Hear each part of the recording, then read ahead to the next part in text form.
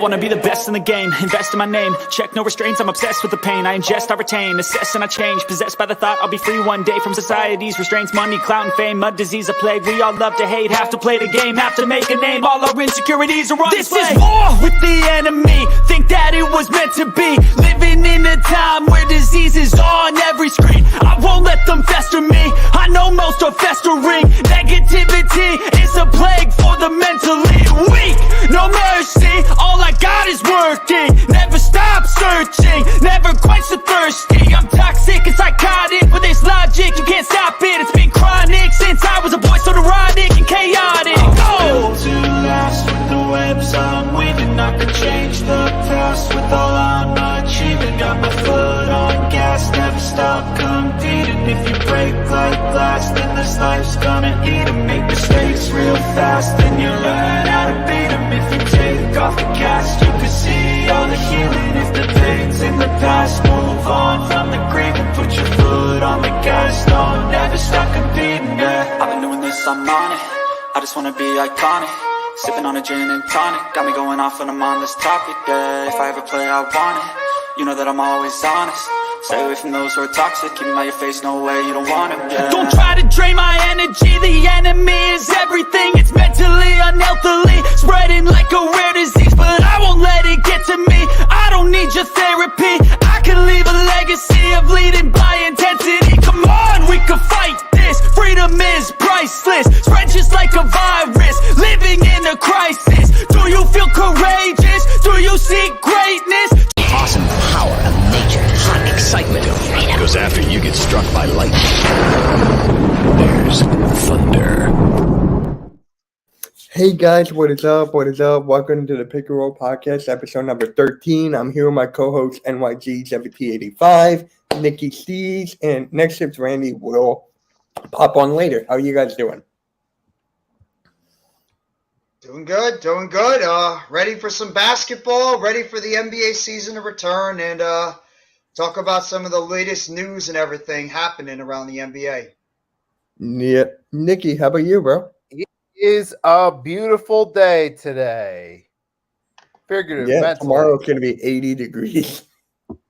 Is it really? 71 to 80, yeah. In New Jersey? Mm-hmm. Oh my God. Damn my room, it's going to be in the 60s. Wait, is it supposed to rain though? I don't Do you think know if so. it's supposed to rain? This is a No. quick weather update for people.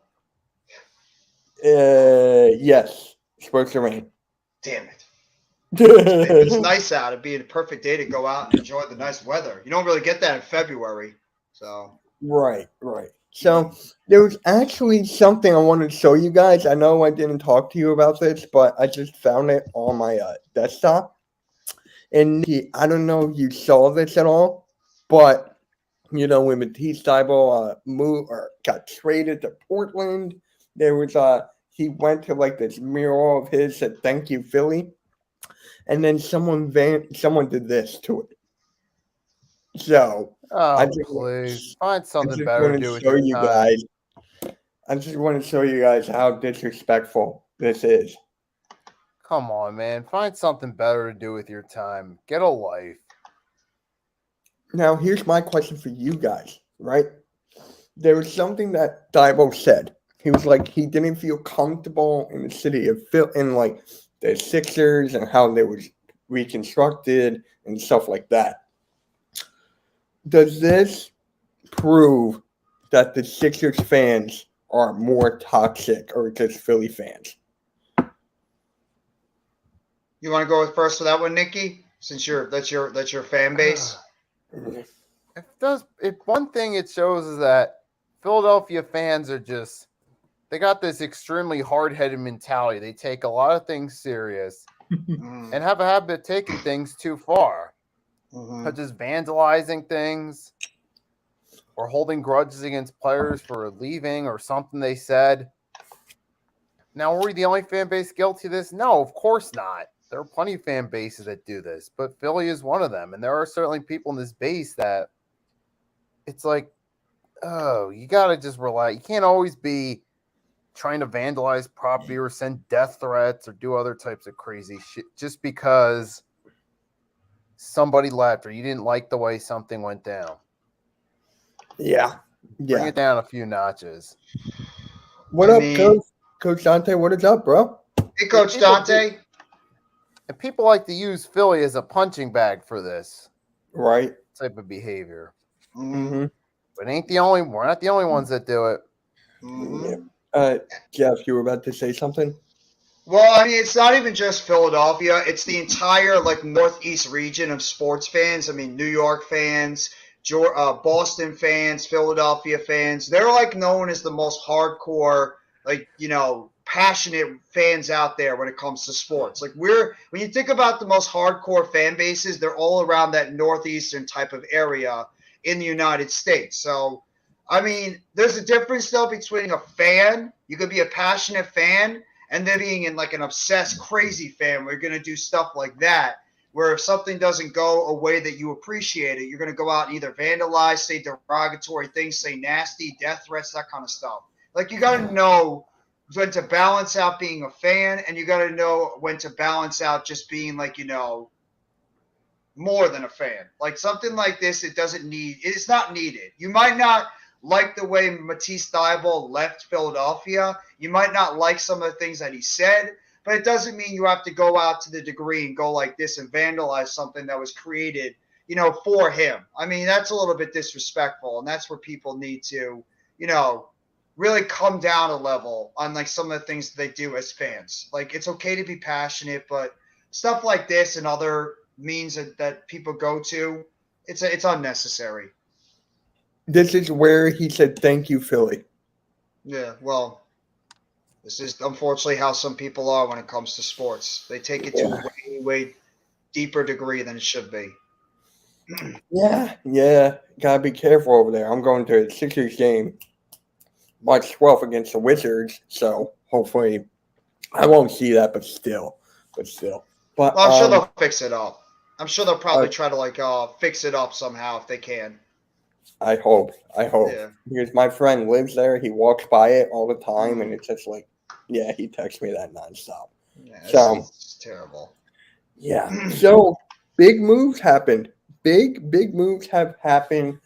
I think the biggest move of them all was Russell Westbrook to the Clippers. So Mhm. he bought himself out from Utah, and he went to the Clippers. How do you guys think that's going to start out? Jeff, let's go with you. Oh, I think that the Russell Westbrook addition for the Clippers could be one of the biggest moves that have happened post-trade deadline, because Westbrook doesn't have to be the primary guy over there. You got Kawhi and you got PG-13 that could be the top two guys on that team. You also have some other key players that have been there, like Zubac, as well as you got Batum. And then you also traded for Eric Gordon. You got Bones Highland in there. You got some other players that they have as part of that team, including Terrence Mann at point guard. So Westbrook can either take over at the point guard position, or he could come off the bench as that sixth man. So he just adds that added dimension as another scorer and another veteran on that team that can put the ball into the basket and doesn't have to be asked to do too much. So I think the Clippers, we mentioned it before, the Clippers are one of those teams that really improved a lot at the NBA trade deadline and post-trade deadline. And I think the Russell Westbrook move could actually end up being a huge benefit for this team going into the playoffs. Yeah, because he doesn't have to shoot. No. He doesn't really have to shoot as much. He's got to for me, he's got to stop going for the triple doubles. He's got to stop. That's just to me, that ruins the game to a point, because you're worrying about your own stats. And he was my favorite point guard in the whole NBA when he was with the Thunder. Mm-hmm. When he was with the Thunder, I supported him. I had a jersey and everything. And then now they triple double. Yeah, cool. So, yeah, our crew, yep. So, Nikki, how do you feel about Russell Westbrook going to the Clippers? I mean, obviously it's a big move for the Clippers, and I mean, I think it could help them out during the regular season, win some more games, and help them out with playoff seeding. So, I think in the short term it can be beneficial, but what about in the long haul? Mm-hmm. I think Clippers, I don't see them making a championship push out of this. So I think this at best is going to have a lot of short-term shelf life, but I think that's you as can far as push I see him it to. going. I honestly think, I mean, is their bench good? Because they did let go some pieces. I don't They traded for some depth at the trade deadline, so they did get stronger in terms of their bench. They got Bones Highland, Mason Plumlee, and Eric Gordon added to that team. they let go of Hey, no Mets. Hey, what up, bro? What up? They let go of Luke He Kennard. went to you too. Yes, they did? That's They let- surprising. They traded him. Remember? Didn't Oh, they? that's right. Yeah, they did. You're right. He was I could've part of one sworn- I of those thought they kept trades. him. Yeah, I thought they kept him. You're right. That's the biggest blow. Mm. Like that guy who's one of the best 3-point shooters in the league consistently. That's gonna hurt Russell Westbrook in a way. But yes, you have Eric Gordon. You have Bones Highland who can shoot the three. When he's hot, he's hot. So, Well, what would you do with Westbrook for the chat and everybody here? Would you have him start at the point guard position for the Clippers, or would you have him come off the bench and continue to go with Terrence Mann at the point guard position for the LA Clippers? I'm gonna say start because Okay. if you go to when he was with Paul George on the Thunder, Mm-hmm. Paul George was up there for MVP. Yeah. So Westbrook, whoever he's with, helps them get better. Like Mhm. Paul George, James Harden, he played That's unbelievable. Kevin Mhm. Durant, like whoever he plays with, the other player does better, but not a lot of people talk about it. Yeah. It's like ridiculous. What do you think, Nikki? You think that he should come off the bench? Or you think he should start at the point guard position for the Clippers? Oh, that's a tough one right there. But Nomad said bench. I'm gonna say start him. Mm. Why would you think that's better for them to start him? Just curious. Because with him there's some chemistry there with him and Paul George, and you feel like he's more, he could be reliable, and you feel like he can work with those guys around him. But Well, I'm curious too, because if you could I would actually rather put him on the bench, because who is that primary guy off the bench that you're going to look to be able to provide the consistent scoring for the LA Clippers? Would you say it's Batum? Would you say Eric Gordon? Bones Highland, who's more of a defensive player? I mean, who would you look for in terms of your scorer off the bench? I mean, that is a good point. You could say that, but the thing with Westbrook is that yes, he'll be the number one option off the bench, but it's just like it's going to be all about him. And I know he's very close with Paul George, so he's going to want to play with Paul George, not come off the bench. Well, you can still play with them towards the end of the game. I mean, just because you're coming off the bench doesn't mean you're not going to be down in the important minutes in the end of the second and fourth quarter. So, I mean, I think it's just the only reason why I suggest that is that he could be the guy that comes off the bench and provides that scoring to help, the second unit when you want to give Kawhi or you want to give Paul George that little bit of a break. Then at least you have Russell Westbrook who can go out there and at least put up, 15, 20 points a game, around 20, 25 minutes. So it's really just dependent on what's the best role to put Russell Westbrook out there, because even if he comes off the bench, it doesn't mean he's not going to play towards the end of the game. I know, but Nomad's brought up a great point. The turnovers. Hold on. Right here. The turnovers. He does turn the ball. The turnovers. He can get a triple-double with 10 turnovers.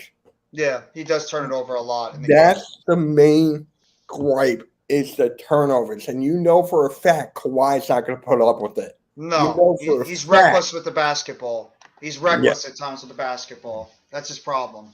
Yeah, Paul George, he's not going to like it either. Like, they want to win something. And I think with this move, you could make it to the Western Conference Finals. Yeah. You could. Absolutely. I think they're my sleeper team in the Western Conference. Oh, yeah, mine too. Mine too. I agree 1,000% on that. Like, I mean, who else is in the West? You got Denver.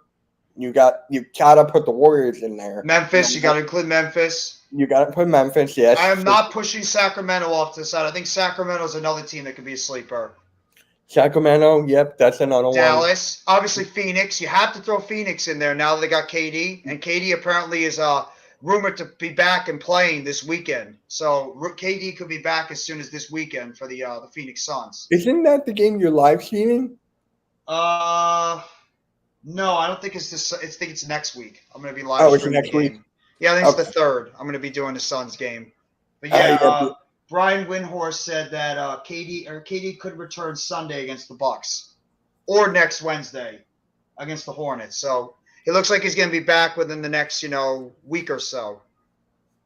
Exactly. No, you can't count on Golden State. I agree with you. You I agree can't. with you 100%. You really can't. Once Curry's back in No. that lineup, Mm-hmm. it's insane. And also the one thing Westbrook needs to do and needs to understand, that's not his team.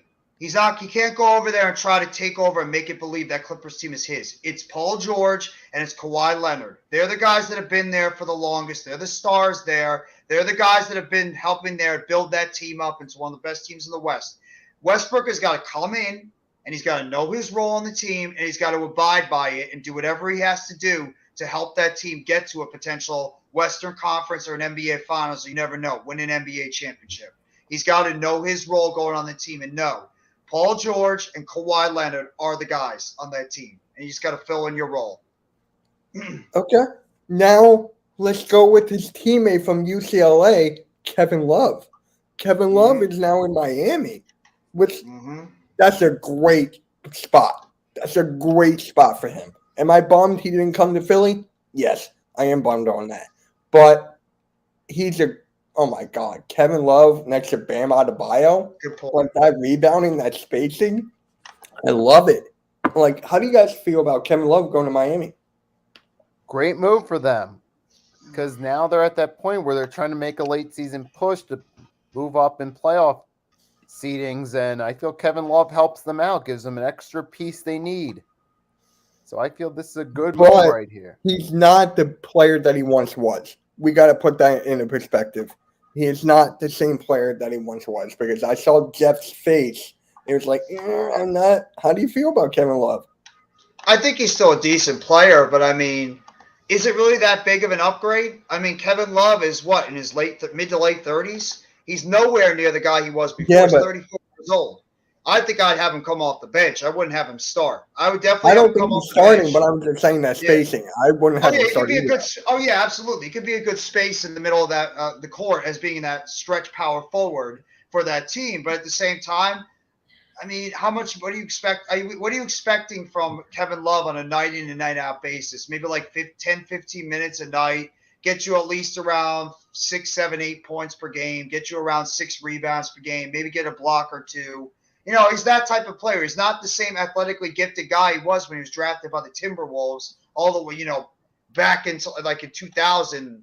What was it? 2008. So, I mean, he's nowhere near that same guy he was before, but yeah, he's a good rotational big for that team. Maybe spell Adebayo a little bit, but I mean, it's more front court help. I agree. Yeah, Taco I like what Taco said. Yeah, they're placing Russell Westbrook around like a blunt.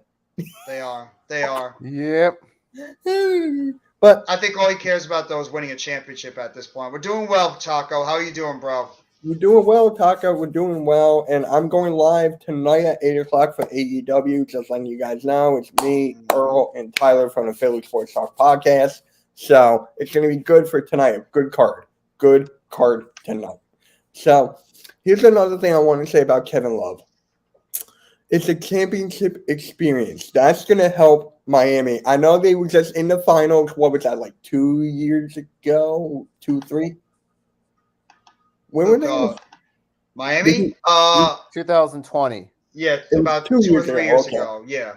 Okay, it was 2 years ago. So that would still help him out. But yeah, I like it. But if he came to the Sixers, oh my God. Instead of Joseph Niang, yeah, that was much better. Is Niang really that big of a downgrade compared to this Kevin Love? Well, the thing with Niang is that when he's hot, he's hot. When he's cold, oh my God, he belongs at the iceberg. He belongs in the ice age. So he's like a G League player at times, pretty much. Yeah, at times. But when he's hot, look out. He can make it sucks. Like, how old is he? Nikki, do you know how old he is? Because I know he's in like his 30s. Not off the top of my head. I got it. But, I thought he was a younger player. I didn't know if he was up there in age. Let's see. Let's guess. Hope you enjoyed your rest, Taco. What's Oh, going on, cool. Braden? Yo, Braden, what is up, bro? Yo, Braden, DM me back because I need more information to help you with your thumbnail. DM me back. Mhm. 29. That's not. I mean, he's getting into the prime of his career. I mean, He's 29. I mean, I like Yeah, him. I like yeah. him, but there's just sometimes he's just like, why? inconsistent. That's Yeah. how you can pretty much book it. He's an inconsistent basketball player on the court. And I can understand why that would drive you nuts. I mean, it would drive anybody nuts when you have a guy that just can't be consistent on an everyday basis. So, but I mean, I don't think he's really that big of a downgrade than a Kevin. I mean, Kevin Yeah, Love. but here's the thing with the Kevin Love. Here's the thing. It's the rebounding for me. The Sixers are pretty much down low when it comes to rebounding. Like Mhm. Dwayne Dedman, 7 foot tall. He averages 6 rebounds for his whole career. Mhm. You know how sad that is? Like there's point guards. Chris Paul could average that. He's not a physical big man, pretty much. Yeah, he's literally a dead man walking. I mean, that's I one try to get reason you to why. laugh there, dead man. I try to get you to laugh. No, that was good. That was good. Good try. The joke went over my head. It's the old man syndrome. The joke went over my head Dead on that one. man walking. Yeah, I know. I got it now. The Undertaker thing. I got it. Yeah. I don't know. Yeah. So Kevin Love, but Chicago Bulls here. The Chicago Bulls. They got Patrick Beverly. Mhm. Good. I like that fit for them.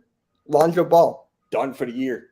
And there were doctors saying that all over the country, his knee is quote unquote unique. Like they can't figure out what's wrong with his knee. So Whose knee? Lonzo Ball. They're He's had shutting that him for down. 2 years. They're shutting him down for the rest of the year. Yeah. Honestly, they got to cut him. They got to do something. I know they can't with the contract, but they got to do something with it, bro. They got to do something. I don't know what they do with Lonzo. I mean, they're going to have to. Early retirement? I mean, he's 25 years old. I mean, I don't know. I mean, he's still got 2 years to go before he becomes an unrestricted free agent. I mean, he's making 19 mil this year, and then next year he makes over 20 mil over that, and then 2024, 2025 he's got a player option. So I mean, they're stuck with him because you can't trade a guy that's got no value right now because he's hurt. So they're in a tricky situation because Lonzo's not healthy right now.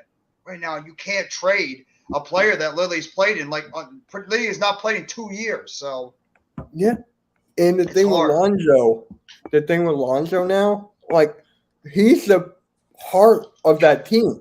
When he was on the court, they're moving the ball, they're doing everything right. But when he's off, the whole team is off. Now you put a guy like Patrick Beverly in there, aggressiveness. He can knock down a three. He can facilitate. And he can get himself ejected when he wants to. But the thing with Beverly, that is a good move, but they're done. They're not going anywhere. No, and Beverly's not the same player he was before either. He's still a serviceable, pretty decent, pretty good point guard, but he's not the Patrick Beverly he was about 5-6 years ago. He's getting up there in age too. He's 34. So to me, that's just a way for them to get a guy in there. Maybe they hope if they get themselves a serviceable point guard, you can maybe do some type of late season burst, maybe get into a play-in situation. But yeah, I just think the Bulls are in a lot of trouble. They're in a lot of trouble right now. They're a mess. And DeRozan's hurt too, so. Yeah. Nikki, how do you feel about this whole Lonzo Ball and Patrick Beverly thing? As far as Lonzo goes, yeah, it's the injury bug that's going to be the problem with him. It has been and it is again. So obviously that puts the Bulls in a bad spot, but they took that chance on Lonzo knowing there could be some injury concerns, and it's come back to bite him. As far as Patrick Beverly goes, he's a nice piece, but he's not the answer to help fix this team overnight. They got to get rid of Zach LaVine. They got to. Yeah. The Knicks too large wanted him. I contract. just don't know why they didn't just pull the trigger. Knicks, it'd be a bad fit for the Knicks. It would be going backwards if you bring in a guy like Zach LaVine. I think the Knicks did the smart thing not trading him. I did think the Knicks did the smart thing not trading for him. They look already better off with Josh Hart there. I think that would have been a bad move. I mean, Coach Ed doesn't want anything to do with this guy as a Knicks fan. That is true. He's a bad fit for the team, whereas you have Josh Hart's in there who plays good defense, and look what the Knicks are able to do right now. I mean, they look like a much better team overall. LaVine is just a catch-and-shoot guy. He's going to put up a whole bunch of points, but on the other side of the court, what is he really going to give you? So I think that would have been a bad fit for the Knicks, and it's actually a smart move they didn't do it. Bulls had a chance to get away from him last year, and they panicked and decided to give him that big deal, thinking that him, DeRozan, Vucevic would be a good threesome on that team. Pause. A good trio on that team. It didn't work. So Yep. No, LaVine. I'll give it to Vucevic too. To me, he's the third best player on a championship team. Yeah. Yeah. Definitely. I've been saying that for God knows how long. Yeah. I miss him on the Timberwolves. Yeah, good. he's like got that Harden feeling on the T-Wolves, like Harden had with OKC. Like he was starting to become the player, like a really good player, and the T-Wolves just got rid of him way too quick. They traded him away to the Bulls way, way too quick. And then he's developed into a good player with the Bulls, but inconsistent at times. Yeah, now it's DeMar DeRozan's team. So Yeah. And something how much like- does DeRozan have left too? He's up there in age too.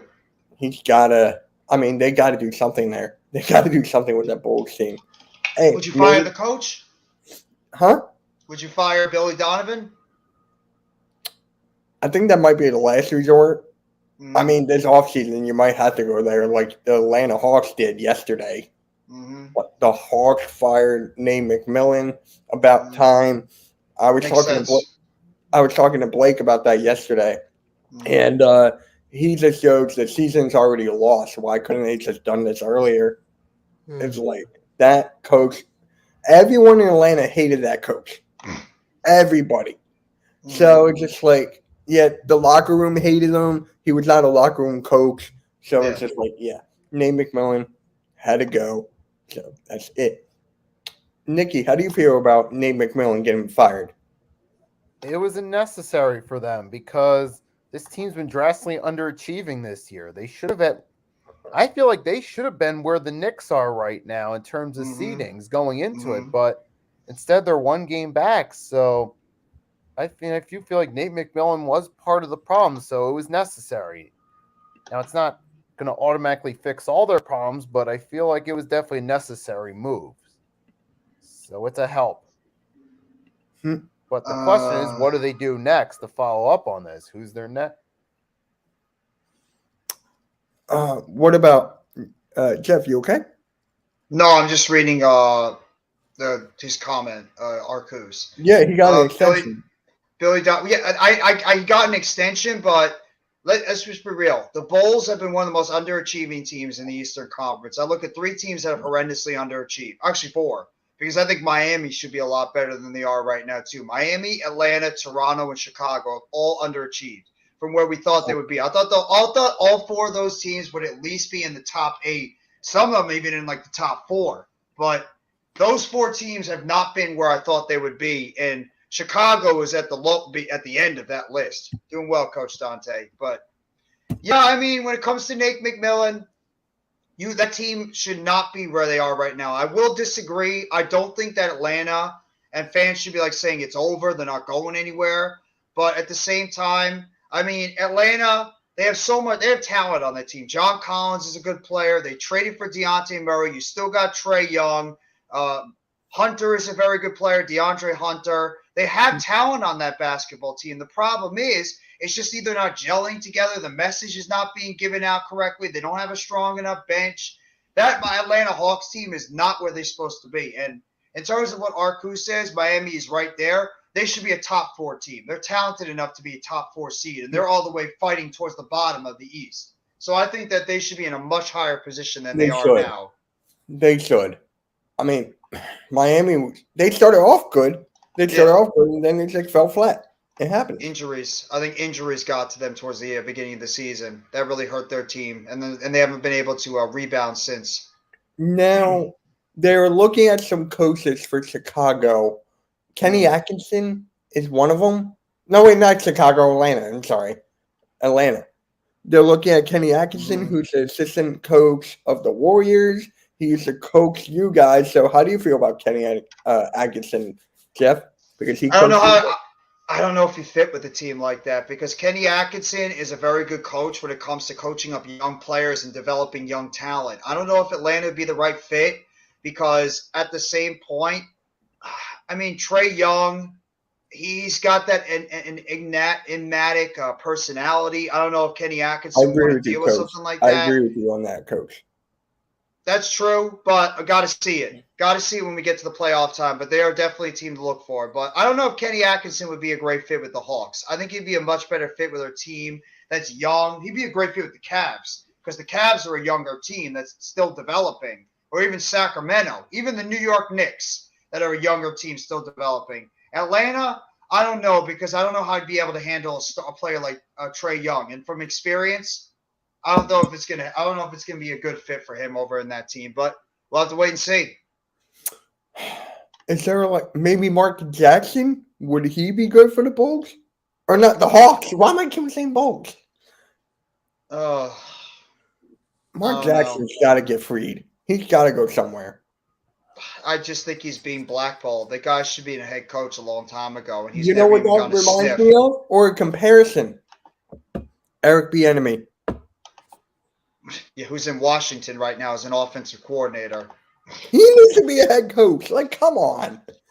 I think he went to Washington because he knows Rivera's on his last legs over there. And if they have another bad season, he's out and Bieniemy could just take over as head coach. So I think that might be the reason why he went to Washington, took that job, because he knows Ron Rivera is not going to be there much longer. So he figures, I'm going to wait. If Washington underachieves, they're going to fire or let go of Rivera. He'll retire. And then he could just step right in and become the head coach of the Washington Commanders. So, I don't want that. Yeah, I don't want it either, but I think that's actually going to end up what's going to happen. I think I that's agree. the reason why I went there. Yeah, I don't want that, but it's pretty much going to happen there. But it's just were there any other coaches rumored for that for the Hawks? I always said Bulls again. There were two others. There was Quinn Snyder was also rumored to be the head coach of that team as well. I believe he took a year off after he was let go by the Jazz, so he could be a guy that I could see maybe being the head coach over there. I don't know if he's interested in coaching Trae Young and that team over in Atlanta, but we'll have to wait and see. I mean, we don't know. Even Trae Young might even be on the team after the season. Same thing with John Collins, so we'll have to wait. Yo, Jeff, since you said you got to see it, ask Mitch how good the Heat was last year in the playoffs. God dang. They are battle tested. They are battle tested. They knocked us out. They're battle tested when it gets into the playoffs. But I think the only reason why I said they're underachieving is because I think they're a top 4 or 5 seed, and they're near the 7th or 8th spot. So, great point, Jeffy, about Eric Bieniemy. The new owners are coming in and could want a complete fresh start. Exactly. That's a great point. No Mets, no Nets, no Jets. Absolutely. And Charles Lee is of the Bucks assistant. That's another one. Thank you, Arku. Yeah. That's another guy that could get his chance. Maybe Doc Rivers, please. No, it's not. It's not going to happen. I know. Maybe Steve Nash. That's a little Nets joke there. Oh, yeah. That was a good one. So, speaking of your Nets, Jacque Vaughn, talk about it. Well deserved. After all the BS that this guy's had to go through over the past few years, and because of the fact that we talked about this last night on the Heart of the City podcast, I think this guy deserves a contract extension. He's been able to mold this team into his vision now. He's very good when it comes to calling timeouts in certain situations. When he sees another team that's about to make a run on the court, whether if they're leading at one point, he knows when to call timeouts. He knows how to set these teams up for better success. So at the same time, I think it's well-deserved. He had to deal with the whole Kevin Durant BS as well and Kyrie Irving. So I really believe that this guy deserves the extension. And what it does, it gives him self-assurance that he will be here past the 2026-2027 season, unless the Nets just bottom out. He's got a young team now to coach up. He's got a young team to mold into his vision. So I think it was a very good move by Sean Marks and the team to lock him up to a long-term deal. I think he's well-deserved. Hey, Lucas, what's up, bro? What's up, Lucas? What up? I know he's better than Steve Nash, Arku. I was making a joke on that You one. was making Anybody's a better than joke. Steve It was Nash. good. I got it. Anybody's better than Steve Nash as a head coach. Not Doc Rivers. No, Steve Nash is nowhere I'm making near a as good joke. coach as Come Doc on. Rivers. So, Jock Vaughn, man, that was a Mo real. Cheeks was a better coach than Steve Nash. Who? Mo Mo Cheeks. Yeah. God, I miss him. I miss Hey, him. Russell Westbrook's in the chat. I'll succeed with the real LA team. I hope you will, for your sake. I wish I you hope would. you will, Russ. So, damn, I miss Mo Cheeks so much. God damn it. But, yeah, with Jock Vaughn, he was dealt in a hard situation. The middle of the drama, Katie, Kyrie, one in their own ways, discussing that. What I like about Jock Vaughn right now, he came out and said what needed to be said about Ben Simmons. He came out and he said that. Did you hear that from Doc Rivers? No. Did you hear that from Brett Brown? No. That's the kind of coach I wanted with Ben Simmons. And you guys got him with Jock Vaughn. I respect Jock Vaughn wasn't like that in his first stint when he coaching the Orlando Magic. He wasn't ready. And he ended up getting fired after his third season. And Correct. obviously he learned from that experience when he came back to the Brooklyn Nets. And it was under Kenny Atkinson and eventually Steve Nash. So he learned from what he made mistakes in over down there in Orlando, and he's been able to develop that, become a better head coach overall. And sometimes it takes failing in one situation to really become a better head coach in the second situation. I think he's running with it, and he's not afraid to ruffle feathers over there with the Brooklyn Nets, and I like that about him. So, I think it was the right decision. I think it was the right decision. And now you were talking about how Jock Vaughn was with Orlando, right? Then he got nixed, and then he went under the coaching tutelage of him, and then went up, and etc. Brett Brown, he was the assistant coach to Greg Popovich, and then he came over to the Sixers and failed miserably. So it just shows you that some people are not made for a head coaching job, and Brett Brown is back to where he was with the Spurs assistant coach, right back. So thank God. I can't believe that happened to my Sixers. But anyways, yeah. Sometimes you got to fail. You got to go out there and try to see if you succeed. And when you fail, then you got to go right back where you're most and best comfortable at. Brett Brown needed to learn that the hard way, and that's exactly what ended up happening to him. He learned it the hard way. The hard way. That was good. I wish Randy was here because I would ask him a lot of questions about the Raptors too. Oh, he texted me. Ask him what he thinks of Dwayne Casey. Yeah. Yeah, he'll be Nurse. here. Nick Nurse. I'm sure he's happy about Nick 10 Nurse. minutes ago. He'll be in. By the way, He'll be about the Raptors too, sounds like they're getting healthy at the right time because Anunoby sounds like he's going to play. Gary Trent's going to be back and playing. So it looks like that team is going to be fully healthy now for the first time in a while. And you know that the Raptors, keep saying it, watch out for the Raptors. I think they're that one sneaky team that could get into the top 8. Right now they're in I think the 12th in the East, but they are not that far out from getting into the top 8. So just be on the lookout. Thank God you brought up the Raptors because I was reading an article online. I think it was like 2 days ago. The Magic and the the Raptors are going to talk in negotiations. He's probably going to go to Orlando. And that is why Fred VanVleet. That is why Van Fleet is going to go to Orlando. And RJ Hampton, he left, and now he's on Detroit. So they're making room for Fred VanVleet to go over there. But the problem is they're so guard heavy. Yeah. They're so guard heavy. Mo Bamba's gone. He got shipped off to L.A. So it's just like, what are they doing there? Well, they got Bobo over there too, who's playing a lot of the Yeah, I dropped him in fantasy, and I picked up Cam Thomas. Yeah, I picked up Cam Thomas did something very interesting a couple of days ago where he filed a trademark. Hey, Coach. Yeah. I was laughing when I saw that. Yeah. I was like, it just can't end, can it? But well, I mean, maybe does he want to play with Paolo? That's why. Is that why he wants to go over there to play with Paolo? I don't know.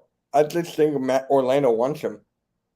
So I think it'd be a Do decent they fit. really need a guard? Like they have Cole Anthony, they have Mhm. Markel Fultz. Hmm. Didn't they have another guy? They do. I just can't think of it off the top of my head. I don't Hold really. on. I'm not as familiar with the Magic roster. Getting Fred VanVleet would be a massive upgrade. I mean, he is a better player than Markel Fultz. It He is. It is. Believe me, I know that for a fact. And it would help out Paolo too, because VanVleet could put the ball into the basket. So, and he's got that playoff experience from winning a championship with the Raptors a couple of years ago. So you got Markel, Jalen Suggs. That's the other one. yeah, Suggs is more of a shooting guard, isn't he? No, he's a backup point. He can't play both sides. No, he can. So maybe like you throw him over at that shooting guard position a So- little bit, have him play Yeah. off guard. And then you also have Gary Harris, who's there at the 2. No, you're not the best player, Russ. You used to be one of the best players, not anymore. The game has passed you by, Russ. It's passed And we you still by, aren't Russ. the best. No, You Russ were my is favorite over. point guard. You were. Russ is aggravated. Yeah, but hey, I think they have too many guards, but it is what it is. Like, nothing else we can do. The Raptors Nothing. team is still very interesting after this season because It is. they're very, You got very interesting. I know Randy's not happy about the fact they didn't make any trades. Pirtle. Yeah, Pirtle's an upgrade. He gives them a center. They need a center on that team. Pirtle. They need a center on that team. So I mean, the Raptors. The Raptors. I'll say this: Ujiri has got balls. I really do, because he's really taking a massive chance, not taking advantage when you have all these players that are going into their free agent years or close to their free agent years, and some of these guys having some of the best value they've had, and you not trading any of these guys. You're pretty much taking a chance that A, this team can get back into a playoff hunt, and B, that their value is still going to be as high if you plan on moving some of these guys in the offseason or not bringing them back. So, I mean, I give him a lot of balls, not making any moves at the trade deadline and saying, you know what? I still believe if we get healthy, we can maybe go on a run in the Eastern Conference and sneak They into can like one of those easily top 8 make a run. spots. If everyone's healthy, Yeah. they can make a run. Yes, Absolutely. I definitely believe that. With Mandy's favorite player, Gary Trent Jr. I mean, he's still a good player. He Gary is Trent. good. I He's like a good him. player. I mean, I you got like him. Siakam, so you got Anunoby, you got Fred VanVleet, you got if Barnes starts channeling back his second half, what he had played in his rookie year. I mean, they're a good team, and Pirtle Right. gives them size in the middle of the lineup. So I mean, we'll have to wait and see. But I think the Raptors are a sleeper team in that East. I do. Yeah, I'm right there with you. Yeah. Like, me and you are right there, right there. But I can understand why a Raptors fan like Randy would be frustrated by it, because he's probably thinking we have a lot of guys that have value now, and we're taking a big chance that a lot of these guys won't be here next year. So I can understand why he'd be frustrated as a fan. Exactly, I agree with Coach. Toronto Wait, is sneaky sneaky- dangerous, like both what me and Vic Oh, he said. didn't say. He didn't. He's about it. Dangerous. He said dangerous. Yeah. I don't know if it's like a thing towards Xander Bogarts or anything, but yeah, Yeah. dangerous. Yeah. I think the Knicks are dangerous too. Ha, ha. I think the Knicks are very underrated as well, and I think with Yeah, the Knicks, I like RJ I Barrett hate is the the Knicks, key. but yes, I Yeah. hate the Knicks, but yes. If RJ Barrett can step his game up for the Knicks and give them something in this last half of the season, the Knicks could be a very scary team in the second half, because We knew where you Brunson meant, Coach. has been We knew where you meant. You're good. Brunson has been great. Randall has had a resurgent year. Hart has come in and given them some defense. You bring in Mitchell Robinson back quickly, Grimes. You have good players off the bench. Hartenstein is really starting to fall into his role. Fournier's still there. He's not really in the rotation, but he's a three-point shooter. So the Knicks have play. If they could get Obi Toppin somehow in that lineup too, the I think Knicks Obi have Toppin's players. going to be gone. I think he's Oh, going to yeah. be gone after this year. Yeah, I think the Knicks or sort of overplayed his value a little bit. That's why they didn't trade him. They sounded like that one of the executives wanted to trade him, but they overvalued him and put him at too high of an asking price in terms of trading him. That's why he's still on the team. But yeah, the Knicks are still a team you got to worry about. Yeah, it is what it is. So let's go to the All-Star weekend real quick, because I want to talk about this All-Star game and the ratings. Because believe it or not, the All-Star game had lower ratings than the Pro Bowl in the NFL. I know. They lost 27% from last year to this year. So this is my question for you guys. How do they fix the All-Star game in the weekend? Because the All-Star game, the players didn't care. And yes, let's say Curry was there. Let's say KD was playing. Let's say all these guys who weren't injured playing. Yes, it would be better. It would be better with those guys in. But you had Giannis, who was playing with an injury. He got injured. I mean, he played 30 seconds and bounced. LeBron didn't even come back in. So it's just like they just don't care anymore. Like, no one really cares. And it used to be my favorite weekend, which is sad. It used to be my favorite weekend. So how can they fix this? Give it some type of importance. That's what you could do for the All-Star game. I mean, first off, stop with the stupid drafting stuff. With I love the draft. That was so cool. I loved it. I think it's so dumb. I know you might like it. I think it's ridiculous. I think maybe that's one of the reasons why it turned fans off. Do you think fans really care about seeing two stars drafting other players? Yeah, but I mean, it has to deal with, like, you know, when LeBron, right? I'm going to go back to the draft a couple of years ago. It was LeBron and Giannis, both of the captains, same as usual. Okay. They made a trade. It was LeBron had Ben Simmons, traded him for Russell Westbrook. And what happened in that offseason? Westbrook became one of the Lakers. So it's all about, like, what if this guy went here, this guy went there. That is why LeBron drafted Kyrie Irving with the second pick. That is why. Because this offseason, Kyrie may go to the Lakers. He may go to the Suns. So that's what more people are thinking about during these drafts. Like, oh, this offseason, this guy could go here. This guy could go there and stuff like that. That's what everyone's thinking about on Here's Twitter. Randy. Hey, Randy. Yo. 2-on-2 tournament of first to 7 points. Play a 2-on-2 elimination tournament. I mean, anything would go 1-on-1. Why the hell not? Something would anything could work, but the game just has no importance anymore. To me, every single All-Star game is just. I heard the NHL All-Star game was garbage too. It's just a glorified scrimmage with all these things, just putting out all these stars out there, letting them just, like, you know, screw around, lollygag, all that kind of stuff. There's no type of importance with it. The one thing that I thought that baseball had right is when we're doing the All-Star game, and they had it. Whoever won the All-Star game would end up getting home field advantage in the World Series. What did that do? It gave those players significant reasons to go out there and play that game and make people care about the game. Luka didn't care. None of this stuff was the other ones. Jokic didn't care. I just got to say this about Jokic, about Embiid. LeBron drafted Embiid over Jokic. That says something. That says something. Like, I don't care what anyone says. I don't even care what the media is thinking. That means something. When one of the greatest players of all time drafted Joel Embiid over Jokic. Good point, Coach. That has to mean something. Yeah. I don't know. But Randy, what up, bro? Exactly. Yeah, sorry I'm late, guys. Hours have changed a little bit at work, so. No, you're good, bro. We're just Don't talking worry about about it, the All-Star weekend. How Yeah, the rating for the All-Star game, Randy, was below the NFL Pro Bowl. It lost 27% from last year to this year. Well, like Jeff said, it's like a glorified scrimmage without defense, and like when it comes down to that, who in the right mind wants to sit there and watch that? I mean, Christ, I can turn on a YouTube video and watch that and watch street ball, and it's a heck of a lot more competitive. So yeah, I could definitely see why. And like a lot of people were saying, the 3-point competition isn't what it used to be. The dunk comp isn't what it used to be. Well, more people care about the 3-point than the dunk. Yeah, that's crazy.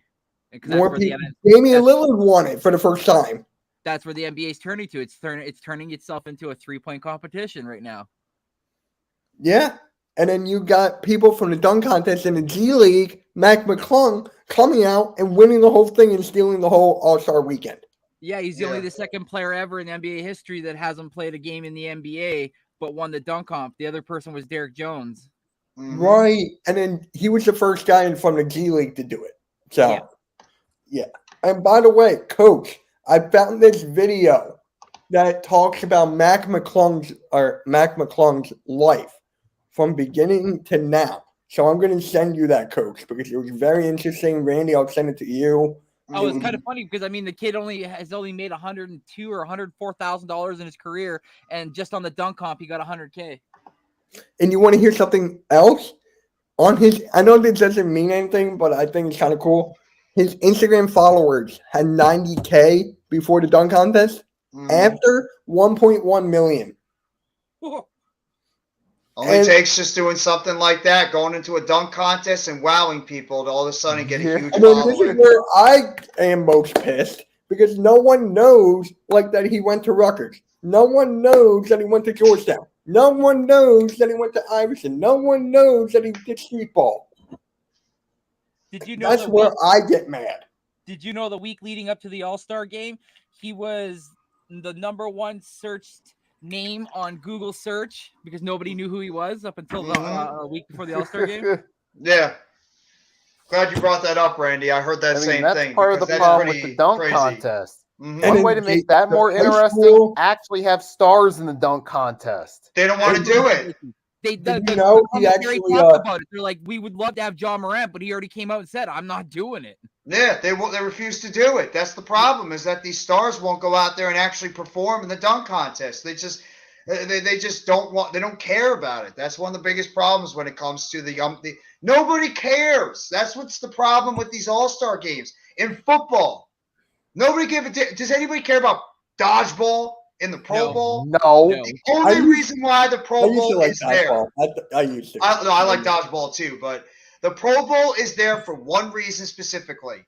All-Stars meeting up, and they could discuss maybe somebody getting traded to another team, and they could T.O. and McNabb. Exactly. You join up with other players on one team. That's what the Pro Bowl has basically become. The NBA, like you said before, Mitch, it's the same thing. Players are recruiting one another to their team in the off season. That's what these things are all about now. It's more about recruitment than the actual game. That's one of the biggest problems. NHL as well. Yes. Yes. Yeah, but did you guys know that Mac McClung actually played football because his dad played football, and in high school he switched to basketball. But of course, nobody knew that. He had to become the #1 search on Google. What's up, Blaze? Yeah, I know you do. The problem with the dunk contest, I think, is because what dunks have we not seen now? We pretty much seen like almost every single dunk you can do. Yes, that's the problem. Exactly. But Mac McClung did a little different stuff to it. Like he jumped over two guys. He he tapped the backboard and he dunked it. Yeah, like that's all fine and dandy, and I get it. But like Jeff just mentioned, I've seen everything really. I've seen it either in game or in previous dunk comps. It just becomes now whether or not like you get a bunch of 6-footers to go out and do the dunk comp. That would probably be more interesting because like, are they even going to get to the rim, right? But I mean, like you got 6'8", 6'2". Yeah, but you want to hear something? Stephen A. blames LeBron James for ruining the dunk contest because if you go to like all these legends who did it, Dr. J, MJ, Kobe, and all of these stuff. And LeBron is not doing it. Now no one wants to do it. So he blames LBJ. And honestly, I got to agree with him to a point. Zion's not going to do it. Why don't some of these players have the balls to actually just go out there and try it out? Why does it have to be just all on LeBron James because he's not doing it? None of these other players have the guts to be able to go out there and at least try it out because they don't want to get hurt. That's why probably too. Maybe their teams present. Maybe the team don't want to hurt their brand. That and they exactly. don't want to hurt their brand. It's about ego protection. They miss a dunk that everybody thinks that they should make, and then they don't make it, and then they try again, and they miss it, and then they try again and miss it. People are gonna be like, "Wait, what? Is he not a good dunker?" And it's like then it's gonna mess with his psyche. So they're like, "No, I don't want to put out bad tape out there." So good point, Blaze. No, you're right. You're absolutely right, Randy. And also, the last dunk contest that we saw were probably some of the best ones. Was either the Dwight Howard one or the Vince Carter one. Those were some of the best dunk contests I've ever seen. I like. I like the 98 and 2000 dunk comp. Those are my two favorite dunk comps. Yeah. Me too. You know what's funny? I made it short, like I clipped Mac McClung's dunk, and someone commented, and he was like, "Oh, he's the greatest dunker of all time now." Whoa, like, whoa. Not really. It's No, not. Exactly. I agree. Stop. No Mets, no Nets, no Jets. Is LeBron a creative dunker? No, but he's more of just a high flyer, and he throws it down with authority. That's what people love to see. Could They you love to see a guy imagine with if that Giannis size was in it? and up That's a Can you great imagine? point, Randy. That's a great point. What you just said. That he's more of like a high flyer, like those types, those types of dunks. He's not going to go out there and just pull out something out of his ass, like a rabbit out of his ass, and just like do this absolutely insane creative dunk. He's just going to do a typical dunk, but fly in the air and do it. Like he's not going to do what Vince Carter does. I mean, when Vince Carter was in his prime, that dude was doing incredible special dunks. I got to go with Blaze Radio here. The Zach LaVine and Aaron Gordon one. Yeah, that was okay. Oh, that's true. I forgot all about that one, 2016. Good point. I didn't even think about that one. And now Aaron Gordon doesn't want. Wait, yeah, he doesn't want to do it anymore Is because. that popular? Oh, what Well- up? Yo, I'll DM you after. Well, NYD. I mean, Aaron Gordon's up there in age. He's done a dunk contest already. He probably doesn't. He probably feels he doesn't need to do it anymore. No, I'd rather see some of these younger stars do It it. was right after he lost it to Zach LaVine. Right after he came out in the press conference and said, "I don't want to do it anymore," because So he he's gets embarrassed? cut every single time. Oh, okay. That dunk comp. He Aw. won that. Just go back out there and try to win it then again. He's not. He's not. No He's play? healthy. He's not. Yeah, no, I don't get it. I mean, the dunk contest just doesn't have the same appeal it had yesterday. You know like what? yesteryears. Yep. My friend, running back Philly, right? Mm. I was watching his video. He had a great point. I watched a lot of Mm. these pro dunkers on YouTube and stuff like that. These guys are excellent. Chris Staples, Bionic Brooks. I can name a lot of point. these guys. Mm. These guys are the best dunkers in the world. Let them go on. Let them perform. Because you know you're going to get a better show than what these guys are going to give you. Stop it, Juice. Trey Murphy did not get robbed. Are we really? Oh, hush it up. Yeah. Sean Kemp was a great dunker, but not the most creative. Mm. Especially when Trey Murphy agreed that he lost he was like, yeah, that was a good Yeah. dunk by Mac. Yeah, see? The fact he went out there and admitted that it was a better dunk what McClung did, then that just shuts down that argument. But he says it right here. No Mets throwing out some good points in this stream right now. Sean Kemp was a great dunker, but not the most creative. There's a difference, and the media and the fans aren't appreciating that difference. Hey, yo, no mess. I would love for you Great to point. come on next week. I would love for you to come on, talk basketball, bro. No mess. I would love for you to come I on. don't know if he's Go ever for it. hopped on a live stream before. I mean, you could ask him. I don't think I've ever Yeah. seen him hop on a I'm live going stream. out But the if he office wants to, next week. if he you wants want to. to hop on, yeah. go But for it. Love to hear your yeah, take. I just think that the NBA it's lost its appeal with the All-Star game. The fact that players don't care as much anymore. A lot of players are even sitting out because of it. Maybe some of the players not playing hurt the overall interest in the All-Star game. But yeah, it's just it's not the same as what it was maybe about 5, 10, 15 years ago. You know what's sad? Yes, he did, It's Jude. still Right after the dunk, competition. they walked up to Trey and they said, "What did you think of that?" And he said, "I think he just stole the show." So Mhm. no, maybe you should pop out of your little lucid dream there, fella. Yeah, but you got to talk about the skills contest, like the skill challenge. That went so far down. That is a disgrace. I hate it. Great point.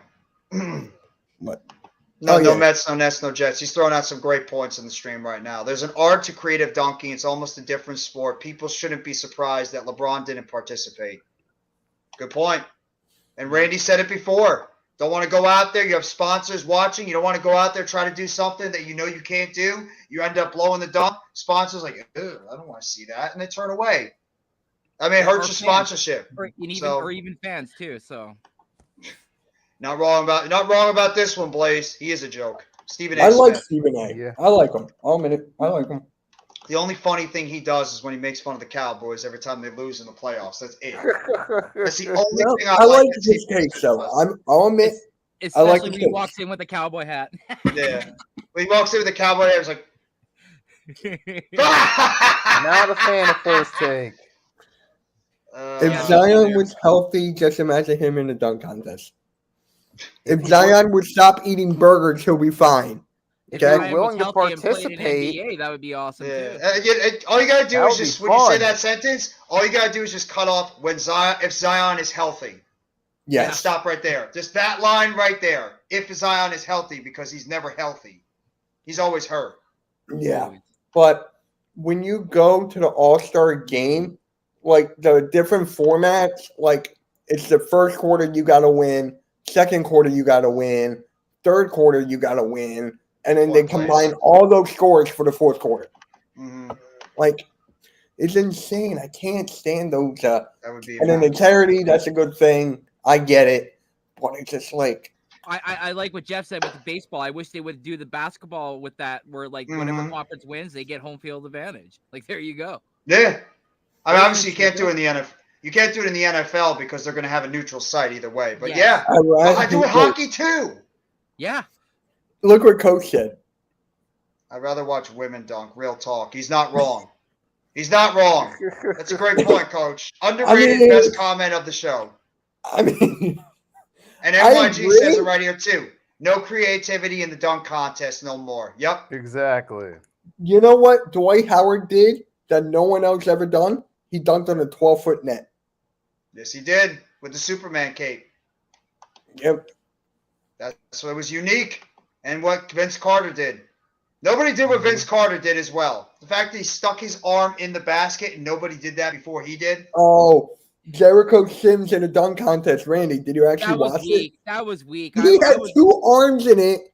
Or I no, would give you no, the credit second for one. that. He had his arm in it, took out the Yeah. envelope, and it said Yeah. 50. Mm.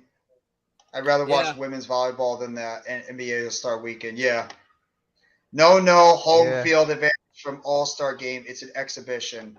Baseball did that, though. Baseball was doing home field advantage. Whoever won the All-Star game was going to be able to host Oh, the you World know Series. Dwight Howard is in a three-point contest wherever he's playing now? Really? playing in Japan, isn't he? Yeah, I forget think so. where, but he's in a three-point contest. He can shoot threes now? He's changing Wait, is his it, Really? is it regulation? Is it regulation threes or is it like close? I don't know. All I know is that he's shooting threes.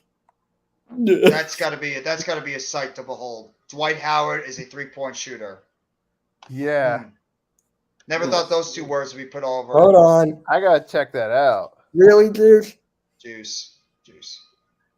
Juice. Oh, he's playing in Taiwan. Nomad says he's playing in Taiwan. Taiwan. I forgot about that. Thank you. Thank Check you. YouTube and there's tons of with the wild dunks that were never. Yeah, good point, Blazed. Good point. Yeah. But at the end of the day, the Rising Star. Randy, did you watch the Rising Stars competition? No, Oh, you didn't even watch that? no. I didn't watch anything. I didn't watch anything How about either. the celebrity? No? Nothing. No. I Don't watched the I don't celebrity. care. It's kind of funny. Yeah, I I just don't don't Yeah, care. no, it's Yeah, handing everyone yeah. pizza.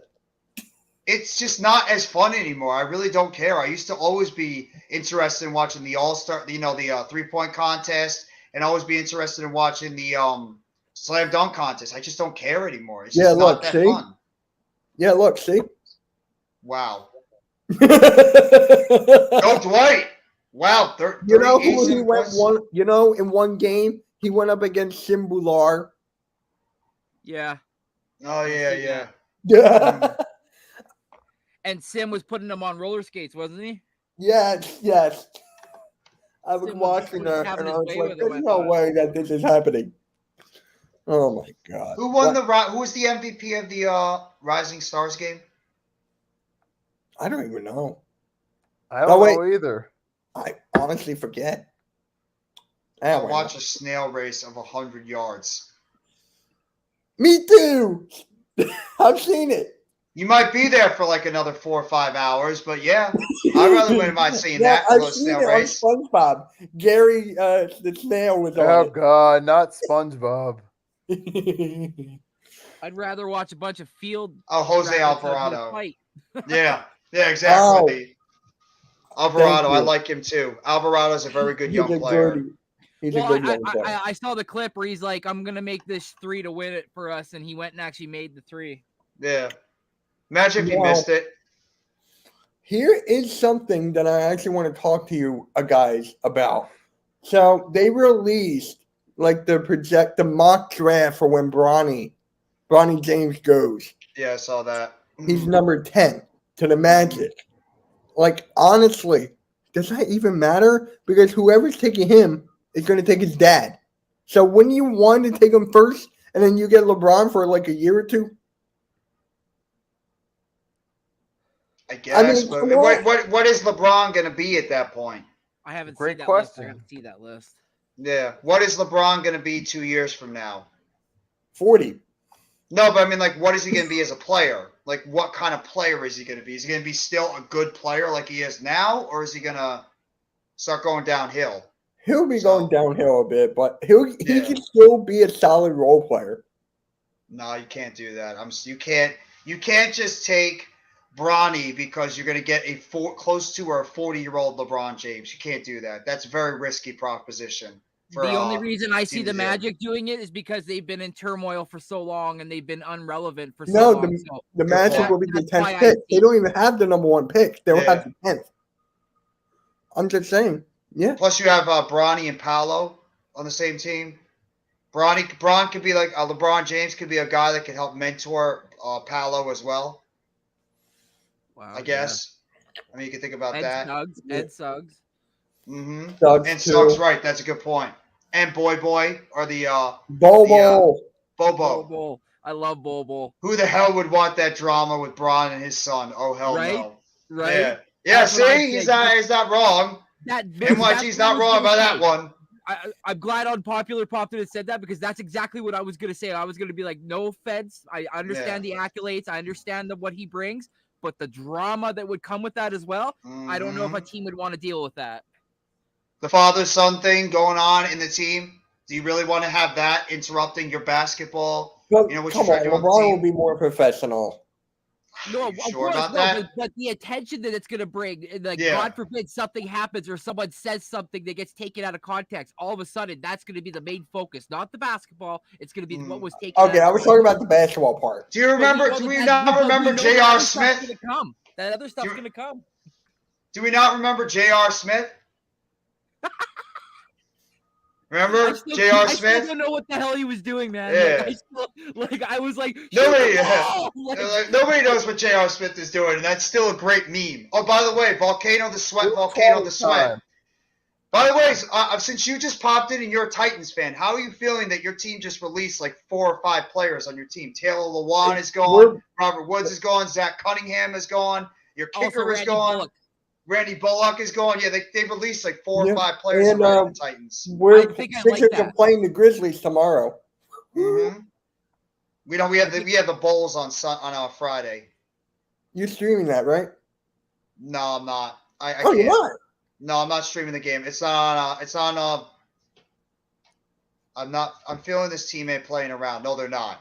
I think the Titans mean business. I even heard Trey Lance to the Titans. So, oh my God, Coach. I'd rather be with my mistress strapped to her bed. Oh, okay, I'm not gonna finish that one. All right. I'm next. not finishing that one. I have to pause on that one, Coach. J.R. Smith has more rings than CP3 and Allen Iverson. You're not wrong about that one. He does. Darn. As boneheaded as that play was for J.R. Smith, he does have rings. You're absolutely right. Letting Woods go is stupid. Woods You is know what? not the same What player he people are gonna was. remember him for. I mean, we remember how great of a player Ron Artest was, but I mean, we all Mhm. remember him as Meta World Peace and the Mhm. Malice at the Palace. That's what we Mhm. remember him for. So I mean, like, in the Now, end, yeah, he's got rings, but it doesn't matter when really his actions on the court are what we remember him for. Now, glad you guys brought up rings because I actually wanted to talk about this. I saw this list where it had the players who were most pressured in getting a ring, like who's under the most pressure to get a ring. Mm-hmm. Guess who's number one? Russell Westbrook? Nope. CP3. Ding. I was going to say him, or I was going to say James Harden. Harden's two. I was gonna say. You know who was four? I can't remember the whole list, but I remember a couple. Yes, fat Four? coach. Guess who was four? Luka? No. Is it an older player? I'll give you a hint. He's a teammate of Russell Westbrook now. Paul George? Kawhi. Kawhi already has a ring, though. He has two. Yeah, Kawhi's got 2 rings. That He was won on the with San list I Antonio. saw, and I'm like, That maybe makes- he needs, That makes no sense. He's won 2 rings already. maybe he needs one more. Yeah, but he Wow. won. That's the. I don't like that. Solidify. He won with Toronto. Look With what no he know he stars. did. I know he did. Why we won that? If we don't have Yeah. Kawhi, we don't win it. That was it was from this list I saw. No. I know. No, I'm not saying you, Mitch. I'm just saying like that makes no sense. Yeah, that's just Yeah. crazy. He's the other guys on that KD list have was never 3. won. Kevin Durant was CP3 3. Yeah, I get that, but KD won rings too. As much as he should get destroyed, and Kyrie should be up there as well. Kyrie and was- LeBron. I wish agree. I could No find Nets, it. no Nets, no Jets. KD needs to get one on his own, though. He does. need Exactly. to. Well, he had his chance, and we know what happened. He blew it. Right. Kyrie Irving, Yeah. same thing. And then also, I don't know if you guys touched on it, but the comments Mhm. that KD made about like the trades that they're doing in the NBA that he requested. we did not bring this up, but I was going to. I don't like that look because it's like I was talking to my fiance and she goes, doesn't a team basically have to give up the bag for him in the sense of players Exactly. and picks? I was like, absolutely. And she's like, see, she's like, and then that screws the team if he decides to leave after that year and they're left holding the bag wondering, well, our cupboards are What's up, empty. And I was halftime? like, absolutely. So what do you I don't want to guys hear think? nothing from KD. I don't want to hear nothing from KD anymore. I have a lot of reason to have beaten him, a lot of anger towards Kevin Durant, and nobody can blame me. I have a lot of anger towards him, James Harden, and Kyrie Irving for obvious reasons. I want to see all 3 of them lose and lose badly because of what they did Hey. to my team. No, I don't Hey. care. I want to see them lose. I want I'm to see kidding, James I'm Harden. kidding, I want to see James Harden do so horrible in the playoffs, as well as Kevin Durant and Kyrie Irving. I want those fans to boo the hell out of them. That would give me self-satisfaction as a fan. Hey, I can't. Now you know why I do that to Ben Simmons. And he deserves it because Ben Simmons sucks too. Doing good halftime. Hope you're doing well as well, bro. Oh, did you hear about this? Did you hear about Ben Simmons? It was him and Bradley Beal. It was back on the Sixers. Sandy And Squirrel. Bradley Beal bet him $5,000 that he couldn't make 2 free throws. I Who? don't blame you. Bradley Beal bet Ben Simmons $5,000. It was like each time he goes up to the line, he added another 5,000, another one, and then he won 20 grand from him. Hey, look who's here! Eric's here. What's SC up, Eric? Experience. What's up, Eric? Been a long time. I know you're Been a probably minute, thinking about who's going to be your quarterback this year. Aaron Rodgers. Is Aaron Rodgers going? Is he coming out of the dark room to go to It's Las Carson Vegas? Wentz. It's Carson Wentz. How many times do I have to tell you? It's not going to be Carson. It's not going to be Carson Wentz. Okay. Screw KD. He gave up on us. F that. Exactly. Thank you, NYG. I Thank agree. you. I'm not mad. Like, Why is it bad for players to do it, but not the team selling their soul for players? No, they're bad too, Coach. It's both ways. It's both. I'm sick. I'm sick to death out of all of them. Honestly, I'm sick of all of them. They're saying James Harden is going to the Houston Rockets. How funny would that be? Wow, how it all comes full circle. yeah, I was actually going to say something about that. Don't you have me? I will down a whole bottle of medicine Oh if Carson my Wentz becomes God. our quarterback. We will Imagine have if that really happens. we will have Uh-oh. a screen just If that for happens, you can baptize blame you. me.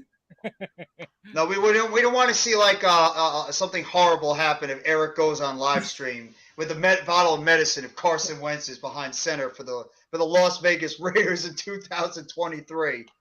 after the race. Here's Eric with a bottle of Crown Royal right on the first game when Carson Wentz drops back for a pass. He just starts chugging it. It's like sitting there with the ball.